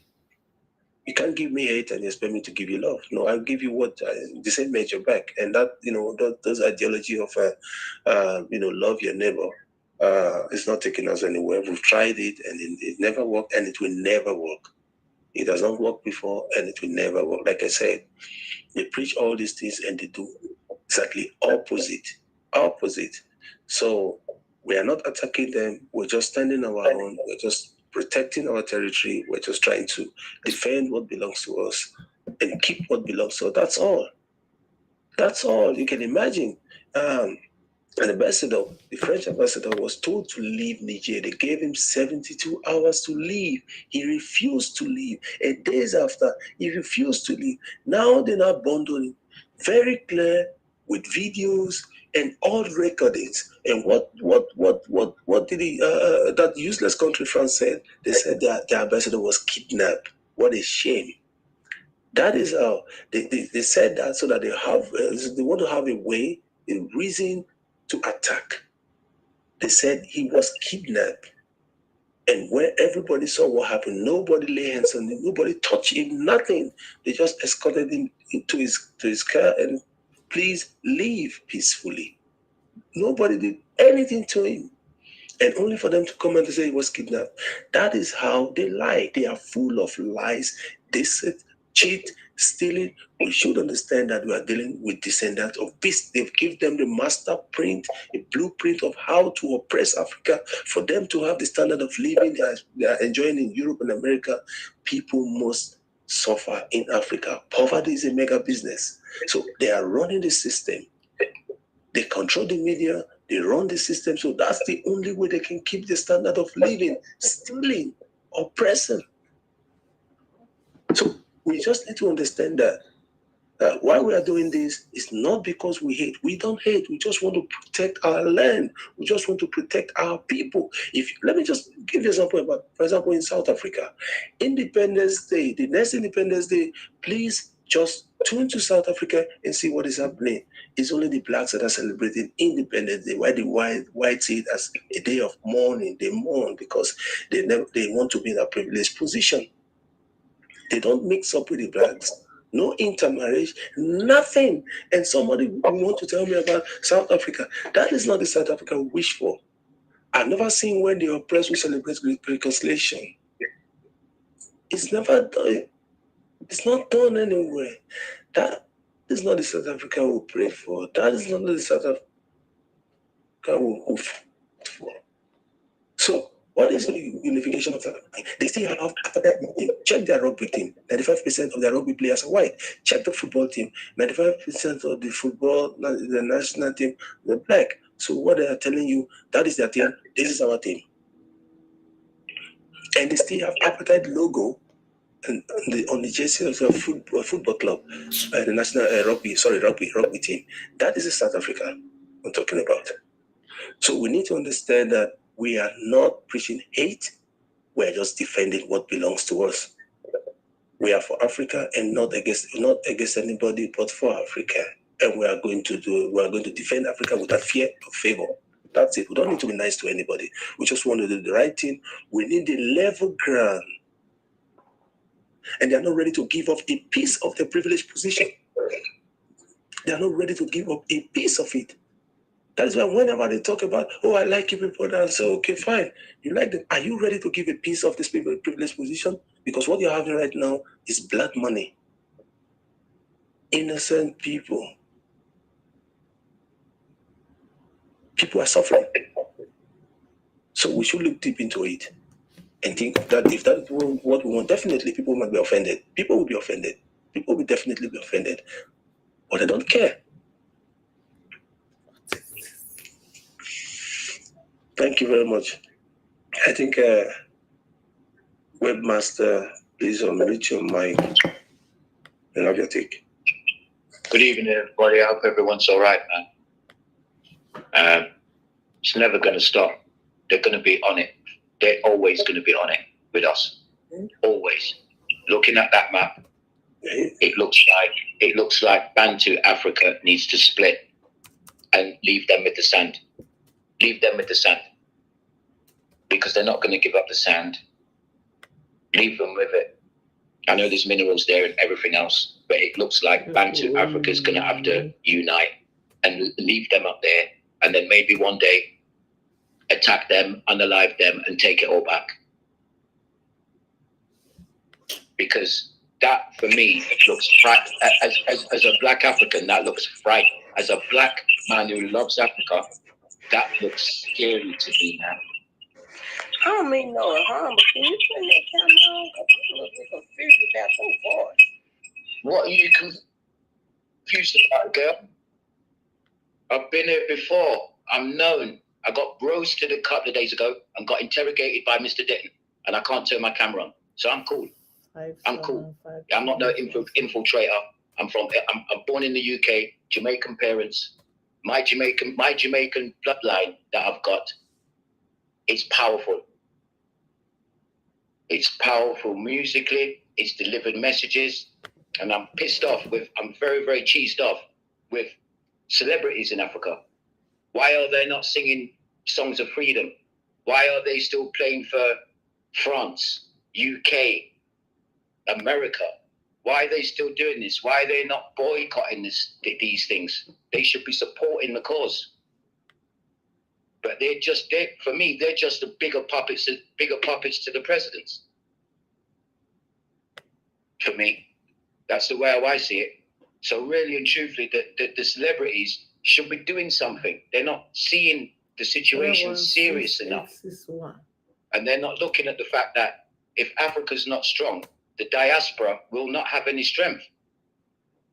The strength is going to be low. It's going to be the frequency is going to be very low, and the energy levels aren't going to be the same or aren't going to be good enough.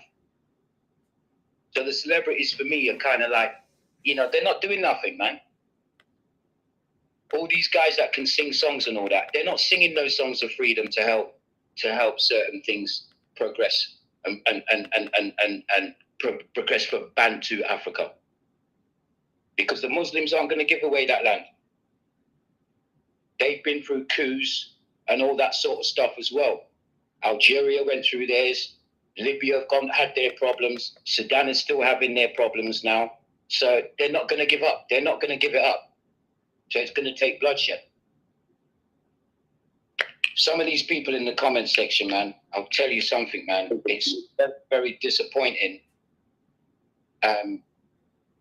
As someone in the diaspora, who when anybody in the Horn of Africa is in the diaspora, that lives in the diaspora, they get treated. They don't get treated any special. No special to nobody. No special. They get treated like an N-word with the white man. So why they've got this hatred for the Bantu, I don't understand. Because when you're outside the country, when you're living in the diaspora, you get treated badly, just like how I do, and how I have done from since I was the day I was born. So at some stage, Bantu Africa is going to have to unite, and it's going to have to unite quick, because that does not look good. It doesn't look good at all. That map does not look good, man. And there's obvious separation, and it's sad. It's very, very sad to see. But yeah, that's going to be my take for tonight. I did want to say a few more things, but I'm going to leave it there. I'm just very disappointed at the celebrities. The celebrities over there, they're not carrying no strength. They're not doing anything for the continent to boycott anything or to speak out when it comes to certain things. If they do, it's not strong enough. It's weak. Yeah, we need some of those celebrities that are going to talk up like how Malema talks. I'm going to end it there, guys, but they ain't going to stop. I'm telling you now, the white man is not going to stop. They ain't going to stop.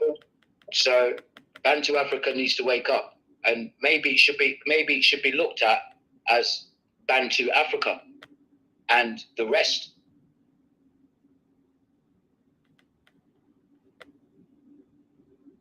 The map shows it. The map shows it there, and it's not going away. It's been there. It's been like that for centuries. Centuries. How's it going to stop? When will it stop? Never.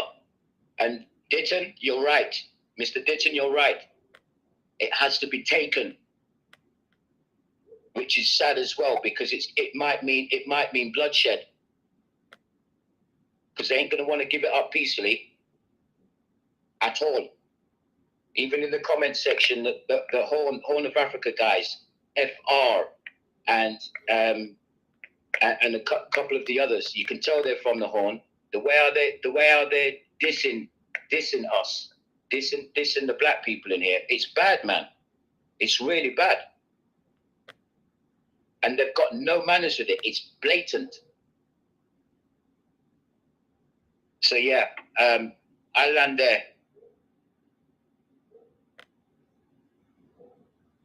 Yeah, thank you very much. Yeah, that's true. Another, point that we'll need to look into. We know all these things, our musicians, they are more politicians than speaking for the people. Like they say, the man with the mic have the loudest voice. They are supposed to speak for the people. They are supposed to, be the voice for the voiceless ones, but they are more politicians. You see, they sing names of the politicians that make music with the names of politicians. We have some standing up. Like there was one, Abdul Karim. He sang a famous song, we call it Nigeria Jaga Jaga, and today he's struggling because the politicians, they blocked every space for him to stand up. There's another one, African China, they did the same thing to him.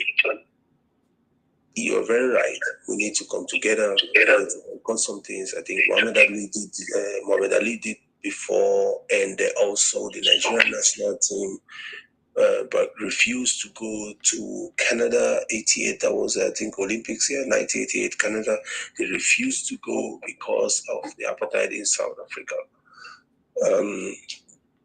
They must be, start to boycott some of these things. But the problem is, we need to start, because I'm not a fan of any foreign team. If you go around Africa today, or Nigeria to be precise, you see people standing, making noise. I am, they call themselves Arsenal for life, Chelsea for life. They even fight. They even attack themselves because Arsenal and Chelsea and Liverpool and Tottenham, they fight. To protect a club that even if they have money, they want to travel to the UK just to have fun, they will not even give them visa. But they are struggling and claiming to be Man U for life and Arsenal for life. That's the mentality, because they destroy our football league so that they can market the Premier League. Just the way I grew up in Nigeria, where we have water boards and water resources. This it's like you have gas now in the UK. You don't need to carry to move with the gas cylinder to buy gas. That's how we have it. We have pipelines all over the floor, serving water. Just the way we have water in the UK. The same way, you don't need to, make boreholes and all these things. We have it in Nigeria. I grew up in Nigeria in that form. We had everything. What they did, sponsored by Coca-Cola, they destroyed our waterways, our water body, destroyed it. They brought in their Aragolis water. That is how it started. So they destroyed our school, our government schools. They all went to government schools, private schools. If you ask all the professors today, most of the politicians, they will tell you they went to federal government college here, St. Malachis. All these are government schools. But now they brought in a nonsense education system that has nothing to do with education, but they have to keep your education. One thing people need to understand is, for you to run the system, for you to lead the people, you don't need to go to school. Of course, you can communicate with people. It's not about going to school, it's to have common sense. The schooling system is to take you out of basic understanding. Basic understanding is to know. It's like a mom. You don't need to tell a mom. A mom knows that the baby needs to have a breast milk. The mom knows when to stand up. The mom knows what to do. She don't need to go to school for that. These are the kind of education we need to have. So the kind of things we need to know. Basic understanding. We don't need much degrees to understand how to lead the people. That is what we need right now. So we need, patriotic people, people that understand what African needs, and those are the people we need to put in position, and we'll definitely push for it. And we're working on it, and the time will come. We'll definitely contact people so that we'll push for the right thing. We'll bring them into position, and they will lead Africa to the right direction. Thank you so much, Bride Master. That was a good take. Thank you. Let me add something small to what you were saying as well. I want to just talk something about, Malcolm X made a statement that there were two types of slaves. There were two types of slaves during the slave trade era. There was one called the field nigger, and then we had the house nigger. Okay. Now the house nigger was a normal slave, the one that does all the work on the farm, the plantation. And then the house nigger was a certain type of slave that who actually slept in the house of the master, actually slept in the big house. Okay. Because he did some of the leftover. When the master finished eating the leftover, he gives him some of the leftover. So he was enjoying himself. He slept in the house of the master. He could actually sleep maybe in the garage, in the dog kennel, or sometimes he sleeps on the porch or on the floor in the master's house. Okay. So he was treated a little bit better than the other type of slave. Okay. Now, because he was enjoying some things that he thought that he was being given by the master that the other people were not enjoying. When the time came that all the slaves were asking for independence, he said to liberate themselves. The house nigger actually thought that why do I want to liberate myself? I am having the best of my life within the master's house. In fact, when the master is sick, the house nigger would go to the master and say, "Oh, master, why are we sick? What can we do to alleviate your pain?" And in fact, when the master's house caught fire, this same house nigger actually made sure that he sacrificed himself to make sure he quenched the fire of the master. He never allowed the master's house to burn. Okay, so this is what we call the house nigger. And in fact, when all the other slaves came together and they said wanted to liberate, it's the same house nigger who went to the master and told him that, what, my brothers and sisters are trying to rebel against you. In fact, there is someone called Samuel, there's someone called Peter. Those are the two people orchestrating the whole thing. And when, so he was mostly in charge of most of the other slaves. So he didn't even want them to be liberated. Why am I bringing this thing? This house nigger mentality exists still in West Africa. There are some people who enjoyed during the slave trade era, okay, and because of that, they didn't want African countries to gain independence. In my own home country, there is one political party in Ghana who has a push, okay, that they were in bed with the slave traders, and in fact, they were not so happy. Okay, in Africa, there have always been two factions of people. One of them who was happy with the slave trade era. In fact, their relation that we could return back to 17 under the colonial masters, because that was the time that they thought that they were enjoying. And these people are the people that we call the house nigger. We are making a statement about us coming together to fight for our rights. Whilst we are fighting for our rights, let's remember this thing about the house niggers. There are some people among us who relish, in fact, they are happy.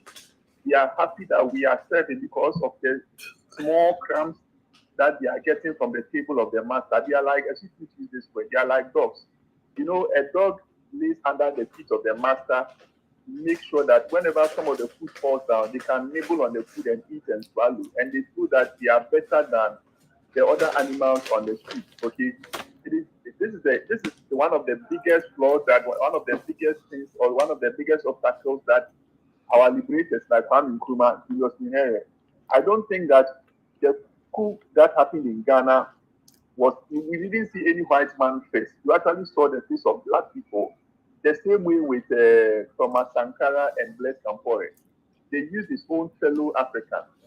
So whatever we are doing, let us understand that we have house niggers, and those house niggers are equally the same as the colonialists. Why?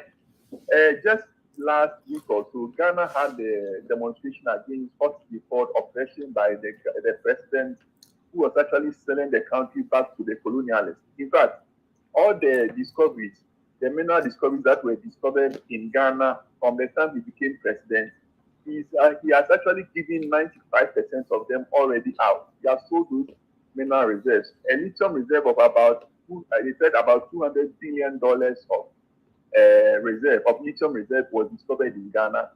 This president sold it for $1 billion. And that money he has finished spending it already. Okay. So if I want to classify the president of Ghana as a Ghanaian, why wouldn't I call him a house nigger? So if he's a house nigger, then we should understand that people that we classify. So we have to start classifying our own fellow blacks. Know who is a house nigger, who is a field nigger. When we discover that this particular person is a house nigger, we should be able to know that this person could easily tell us, could be our creator. I made a comment earlier on about most of African businesses. Okay, now where is the money? Where is the money found? The money is found in business. Okay, everything. Colonialism was about money. Slave trade was about money. Everything that happened, they were just exploiting. It's not about money. Now today, we have another form of colonialism, which is a new colonialism. It comes in different shapes and forms. Some is political, but at the end of the day, it is money. The question you have to ask yourself is that where is your money going? Okay, look at where they said in an investigation, follow the money. Okay, so let us follow the money field. How is the money leaving the continent of Africa? It is leaving the continent of Africa through several means. And the biggest leak of our resources is business and commerce. Okay, most of our businesses in West Africa, look at who are leading most of the big retail shops, like the ShopRite, the Melcom, who are owning them. I'm not going to mention them for someone to call me any particular name, but we are clear that the Lebanese, the Indians, and all people are taking those type of businesses. When it comes to our gold and all those things, and our oil and all those, who are the Americans? The English, they are the ones who are taking them. The question is that how did they get them? It is our own people, the house niggers, who are still left in the continent. Okay. So what I'm trying to say is that for even a vision of Bantu to become what it used to be, or for Africans to take back what belongs to us, we have to identify. We spoke about there being maybe some unaliving of people and all those things. Those things are not things that you see, when you are fighting for something, liberation, you should never think of, in fact, they are not thinking about shedding human whatever. Okay, I hope you know what I'm talking about. So when it also comes to you fighting for your rights, you should understand that fighting for your rights involves these particular things. When the World War happened, they didn't matter. They didn't care carrying our own Africans to go and fight in Burma, to go and fight in Germany, where they put our people at the front line. So our front lines were the buffer to the British. So the British were hiding behind our soldiers. And most of our soldiers, the African soldiers, died in the World War I and World War II because they carried our people there. They didn't care putting us on the front line. It means that these people care little about that. They don't care if and even when they came back, they didn't even give the pension to the soldiers, the pension they promised them, because they disregard you. They don't see you as human. They see you as a people to say funky. That is why I don't believe the story of evolution, because I see that is a racist story. In fact, Charles Darwin was one of the biggest racists. If you read the story about Charles Darwin, you begin to question a lot of the signs that they are teaching us, and most of them are embedded in serious amounts of racism. So these people don't care about us. They call us monkeys. Where did they get that term from? It is through the story of Charles Darwin, and they keep on mentioning it. And we have African professors, African lecturers, African teachers who are teaching this to university students, secondary school students in Africa, and they don't question the origin of this particular theory. Something that has been improved for the past 100 years.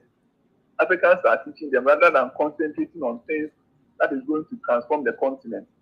So my submission this evening is that, you know what, the fight we have is a legitimate fight. Nobody can stop us. Nobody will stop us. And even if they try to stop us, we will not allow them to stop us, because we've had enough of what these guys have been doing for the past century. And I think that it is only a fool who repeats the same thing and expects a different result. And this generation of youth, this generation of people, we are not going to relent. Even if it's our own people, the whole house niggas in our house that we have to sacrifice to get our liberation. I don't think that is too much of a sacrifice that we cannot do. Okay, so thank you guys. Yeah, thank you very much. Yeah, that is why we are not in a hurry to, to break down details or to give details on the platform. We have been collecting numbers. We know our people. We know. We take it gradually. Then gradually, we know our brothers and sisters. We are not in a hurry because we need to plan and a very long-term planning.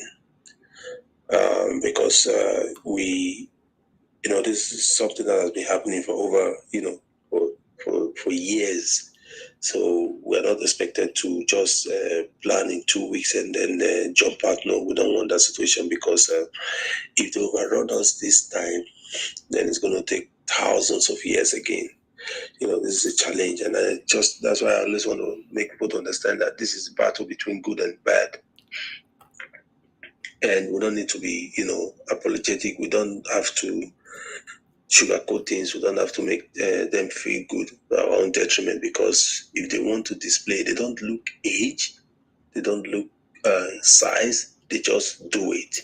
If they can do that such to maybe, I think that little girl should be something 8 or 9 years. If they can do such to a little child like that, then they can do it to anybody. And they were out there watching. Nobody did nothing. Nobody did anything.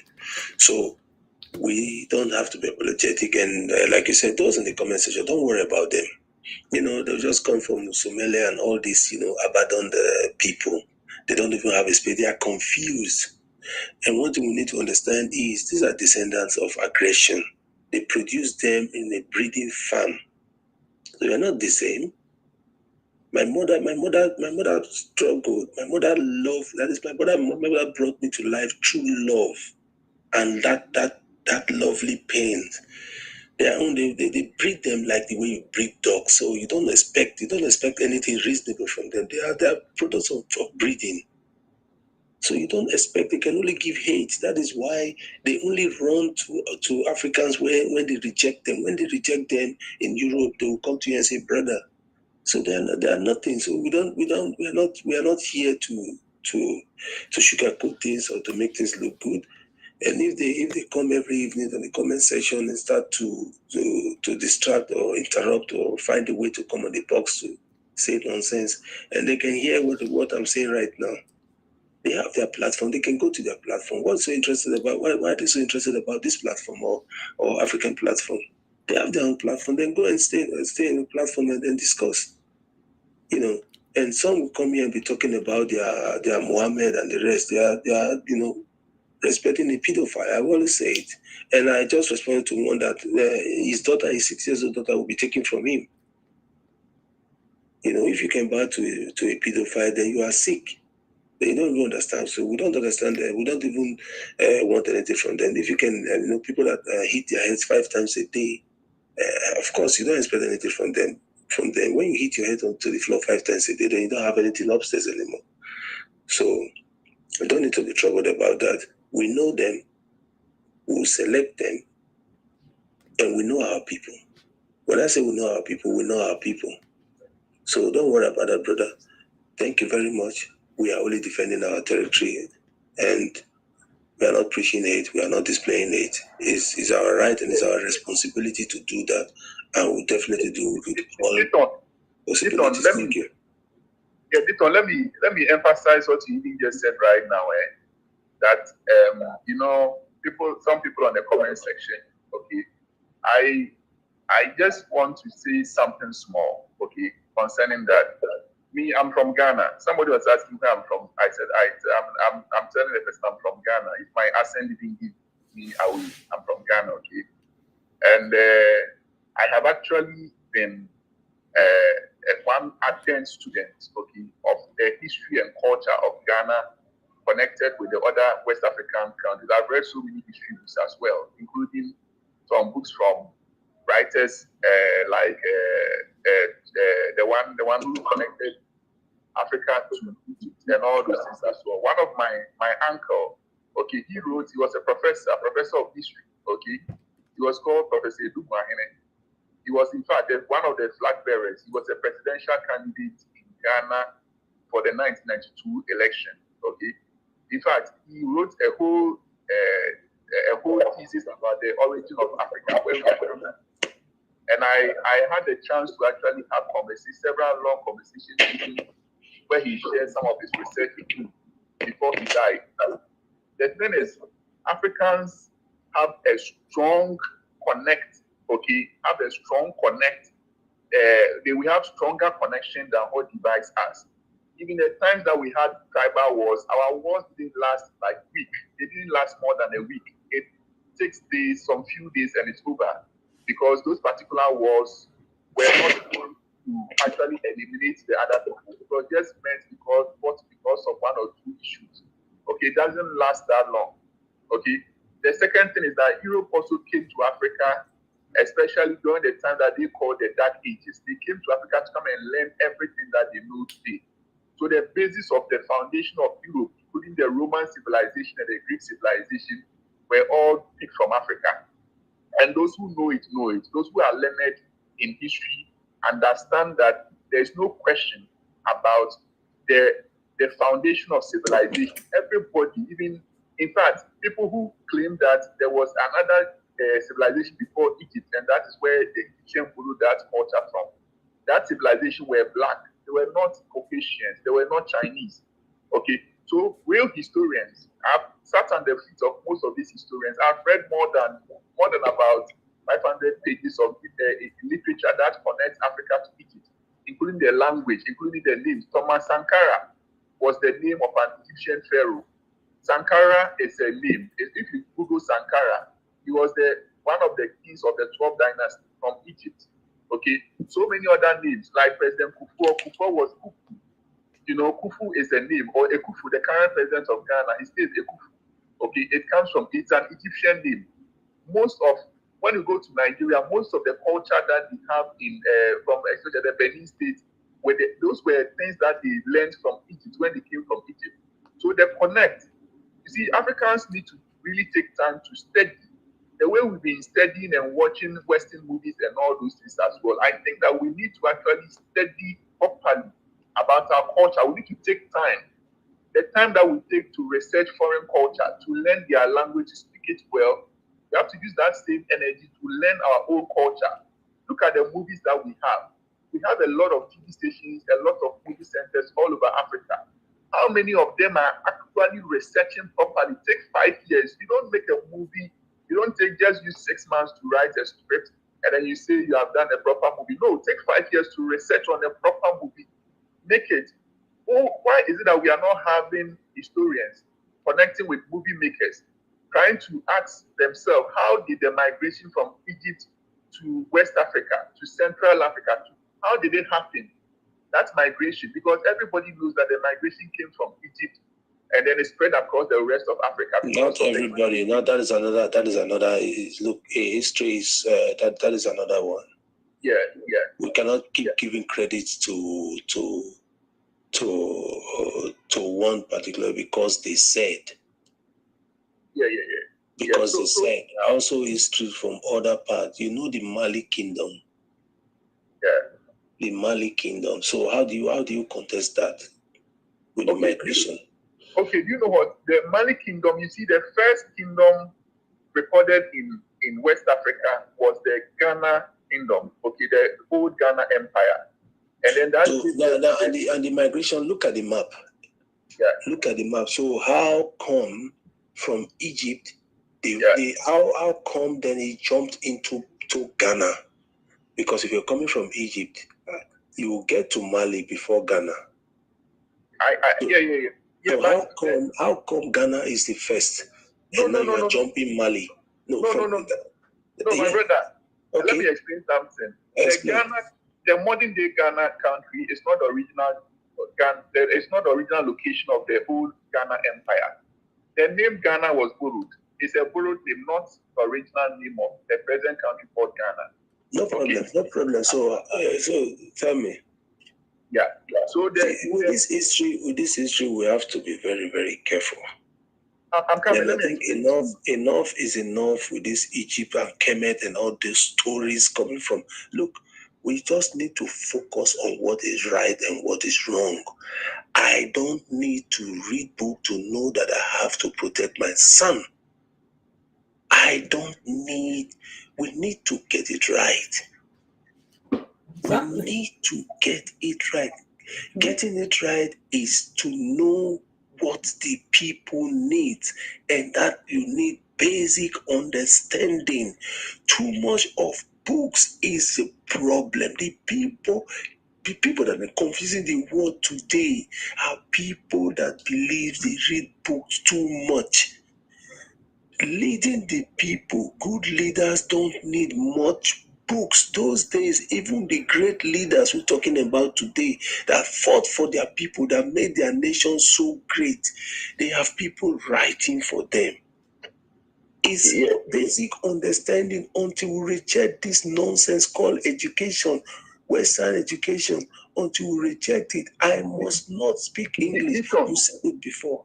These are the things we need to understand. My brother, do you know something? All this plenty history is not even needed right now. It's not needed. All we need to do is to stop these people from stealing our resources, to stop them. People will keep reading those books that says, Christianity started from Africa. Jesus Christ was here. It's a problem. They are stealing your thing. The people that said you should love cannot show love. The people that said thou shalt not steal are the ones stealing. The people that said thou shalt not hate are the ones practicing hate. Is it not high time for us to understand that this whole book thing is just to work on the mind, to work on our minds, and we are tired of it. We need people that will stand and lock up those gas lines and lock up those and take them out of our soil, to stop them from mining, from stealing, from oppression. That is what we need right now. Which is understandable, my brother, but you know what? I seem to agree with you and disagree with you on some level, but it is fine. What I'm trying to say is that, you know what? There's a difference between book and there's a difference between book and there is a difference between knowledge, okay, and wisdom. Actually, they are very separate things. And just to allow you speak, I need knowledge and wisdom. Thank you. Knowledge and wisdom is what we need right now. It's knowledge and wisdom. Not all these books. We have one now. He went to buy a certificate, or he don't even have. He's the one claiming to be president of Nigeria. That is the problem. And the one you have as your president, because he speaks some kind of useless English from the United Kingdom, he can be the president. These are the problems. You know what? When Africa, one thing I seem to disagree with you is that, you know what, our identity as a people is the thing that is going to unite us in our particular struggle. You know what, Kwame Nkrumah sold a vision to Africa. Okay, he wasn't the only person. There were other people like Tafawa Balewa and then Nyerere and all, Lumumba and all those guys. They sold a vision to the rest of Africa that, you know what, we are coming from one common stock. This separation that we have. So they had to actually appeal to history. This history is not Europeans didn't write our history for us. That is the myth that they are sharing to us as if they are the ones who are bringing knowledge to us. No, these people came to learn it from us. That is where the disconnect is. A lot of people are thinking that when the Europeans came, we had nothing going. In fact, when they came, it is rather they are coming here that has made us deteriorate. So we were smarter before they came. Now that they came, and then we have rather deteriorated. So they have become better, we have become worse. So one thing is that let us know what we're doing right at that particular time. Okay, it doesn't stop us from, in fact, improving. Because to me, there's a saying in Ghana. Okay, that says "Sankofa Yenchi." Sankofa Yenchi. It means that if I look back to the good things in my past, it is not something that I should hate, but rather I should learn from my past. I don't repeat my past mistakes, and I become better. Okay, so in retrospect, we in Africa have always, like centuries ago or millennia ago, were better than these Europeans, and the only way that they have been able to convince us, like that we are second-hand citizens of the world, is by actually manipulating the history and going to write it in books. Books are propaganda materials, okay? So if you go and read a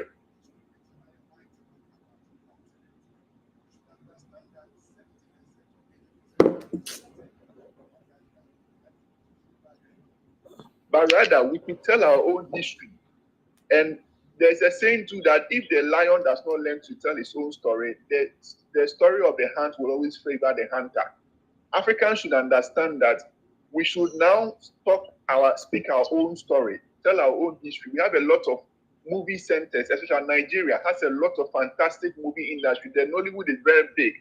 Why are they not talking about the stories of Africa? Most of their movies are talking about westernization of Nigerians and all those things. And I think it is wrong. We have to go back, inform our people properly that when the Europeans came, we're not wearing clothes around our waist. No, we're properly dressed. When the Europeans came, those information are propaganda of the Europeans. Even someone like Chinua Achebe, I don't want to say too much, but I read some issue about Chinua Achebe that he was even somewhat a British agent from the very beginning. So we have to question the history that we're giving to our students and understand that any particular person trying to paint us dirty, we should understand that that person has an agenda, and we have the strength to also paint ourselves clean. And we can do that by also rewriting our history, telling our story. That is number one. Then the next thing is that now that we know where we are coming from, we know that we came from things, big great stuff. We have people like Imhotep, we have people like great people in Africa. Now let us compare what we are doing today as Africans to what these great men of age did. Okay, so that we know that whether we are doing better than them or we are even becoming worse today. We had great people in Africa. Now today, what are we doing? Are we becoming cowards? Are we becoming chickens in Africa? So these are the things, the type of comparison I think we should make. And let's move forward. Thank you. I end my submission here. Greetings to you.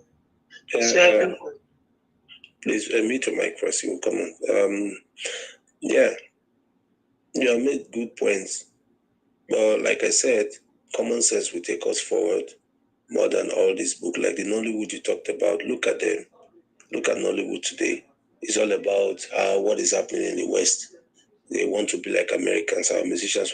If we can turn, if you remember, it was hip hop, there was a time it was reggae, and then come the time of hip hop in Africa. Every disco, every bar, every home, you hear hip hop. We had high life in between or before that time. Let me correct. Before it was reggae, then high life, and then hip hop took over. American music took over Africa. Then all of the time, then it came the Makossa, with Awilo Lokoba. I was in National Stadium then when Awilo came to Nigeria National Stadium. I think that was 99 or so, 2000. And then all of a sudden, Nigerians decides to support our own. And today, let's leave the story. We know where Afrobeat. We know what is happening today in the world.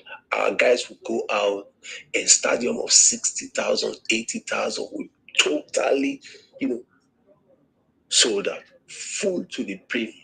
That's to tell you, if we decide to support our own, if we decide to do our thing, if we decide to behave the way we know ourselves, then we are on track. So the Nollywood you talked about, check what they are doing today. Check our comedians. Before they start to make comedy, they will first, acknowledge the presence of ministers and senators, and then talk about them and praise them. So what do you understand? They are sending a message that these guys are not bad guys. And we know the man with the mic had his loudest voice. And they are praising the people. So when you praise them, people will not understand. So we are not becoming, in that aspect, I'll say, we are not becoming lazy. Rather, we were lazy. And now we are standing up to stop it. Of course, there was a generation that was supposed to, make the pathway. They refused to take advantage of it. And they allow this thing called religion to override them. And now we are trying to pray to achieve government responsibilities. That is, if we are trying to pray or we are praying to achieve government responsibilities, instead of questioning them, instead of holding them accountable, instead of putting people in position about transparency, accountability, and technical know-how and competence, we choose religion and tribe, and that is the problem. So we are awake now. We want to move forward, and we'll pick the problems point by point, one after the other. We'll analyze it. Like I said, Africa is bleeding. We need to stop the bleeding and move into the healing process. We'll pick these points, analyze them, and then we'll map our strategy how to solve the problem. Thank you. Yes, Mwanyoma, what a beautiful name. Unmute your mic and then have your take. Okay, greetings to you people. What I want to say, I don't know if I'm allowed to contribute in what our brother from Ghana said and what you said too. When you talk about book, there is book. We wrote books. Even without the one we wrote with the pen, there is our history written on the wall, on the stones. So if you said we should forget about the books, we wrote books. Nobody wrote books. It's just that they turn it upside down to their own favor. We wrote it before they did. There is at least there is evidence in Kemet that we wrote, even in Mali, some parts just before. I'm not interrupting you so that you don't take me out of context. When I say books, not that we will not read. What I mean is this Western way of doing things. What I mean is common sense to lead us. That's just my meaning. So don't hammer on that word about books. Nobody can stop anybody from reading. What I mean is leaders that understand leadership. It's not about having degrees. That's my meaning. Okay. And as for me, for the leadership, for my own take, I don't think is necessary. What is necessary now is how to fight for the liberation of African continent as a whole. Can I ask, yeah. Where are you from, so that we can understand the history of your country, your opinion? So to solve something in bulk, we have to understand where we stand and the country's situation as well. Me, for some people say they are from Nigeria, they are from Ghana, they're from Uganda. I'm from Akebo land, and from the Akebo land, part of the West. That is where I come from, and Igbo precisely.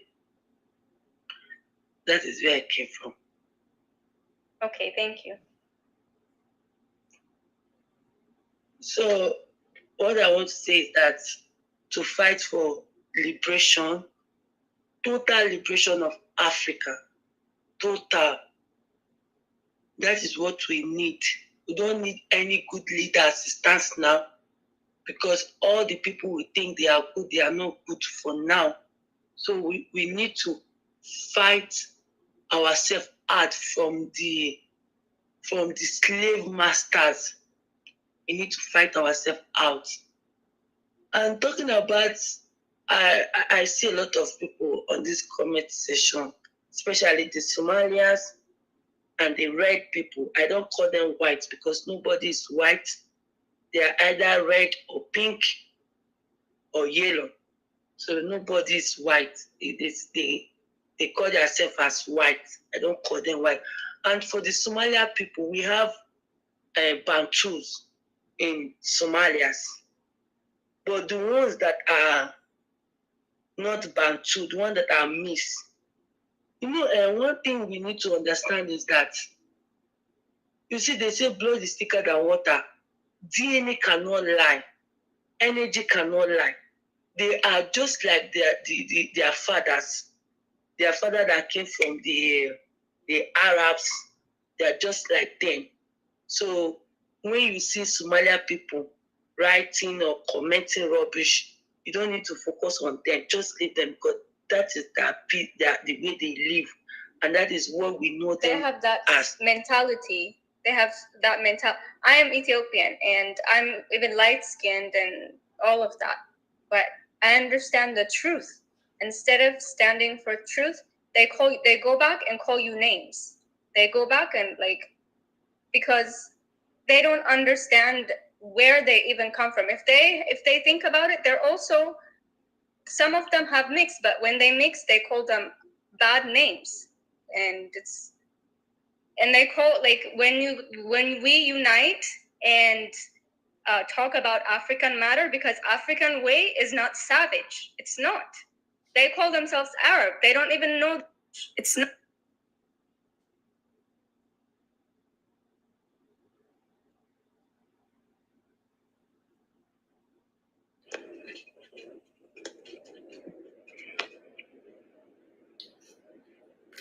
I don't know. It's just my personality. This is just how I am. Where you at in Lagos? What state you from in Lagos? Actually, I'm from Delta State. My mom is from Lagos. My mom's Yoruba, Lagosian, but my dad's from Delta State. But I was born and brought up here in Lagos. All my life I've been in Lagos. Somebody say, have you had any palm wine today? Yeah, I don't know. I don't drink. Actually, I have ulcer. I could take alcohol, but since when I knew I have ulcer, I don't like taking alcohol. But I'm saying, have you had palm wine today? Have you had some alcohol today? Nothing like that. Maybe this. I don't sleep well. You can see it's late already. I'm still awake. This is after 2 midnight. Okay, let me turn your camera back on, She Bangers. Let me put it back on some eye candy then. A little palm wine. What did you just say? They said you didn't have a little palm wine. No, I don't. But I don't even understand why they felt I drank something. I don't understand why. So, sir, She Bangers, you remember what I was asking you before your house was so loud? Who said they in love with me? Ebori, Labori. You ain't got enough father to come on camera. I don't know who you is. Unmute. Oh, he just sleepy. Okay. That's why he acting like a lady. He's sleepy. My ex acted like a lady when he was sleepy too.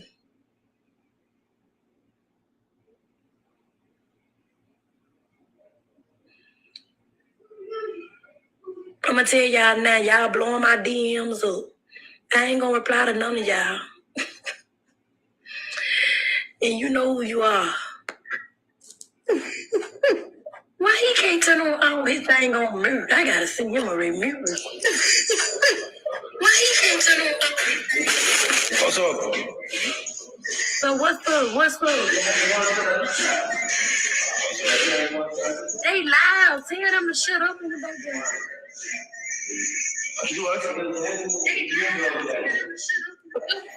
Is somebody else watching the live?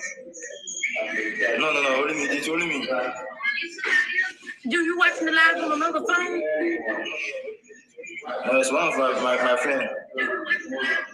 Well, listen. Tell your friend watch from your phone because I can hear the background. Okay. Now you can hear it again. It's working, right? It's working now. Yes. Okay, so what are you asking me that time? You see what?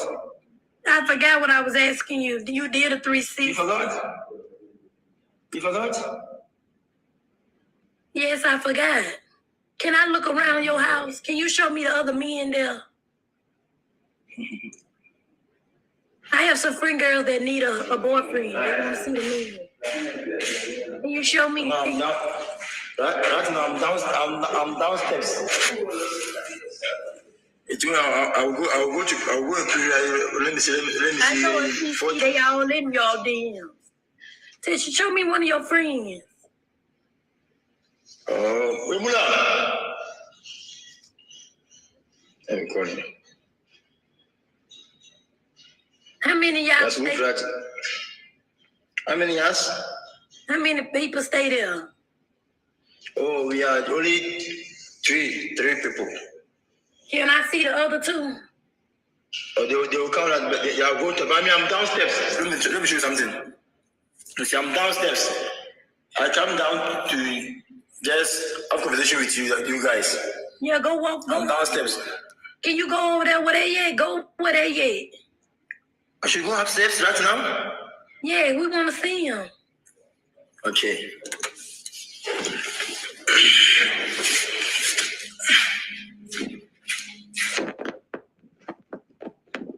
They having a party upstairs. Oh, this was Oh, he wasn't in the house. Oh, I know his network gonna be bad in the elevator. He got about 3 phones, one for the plug and one for the load. I got 2 phones. How they let them order them around? Cause these African men respectful of their women.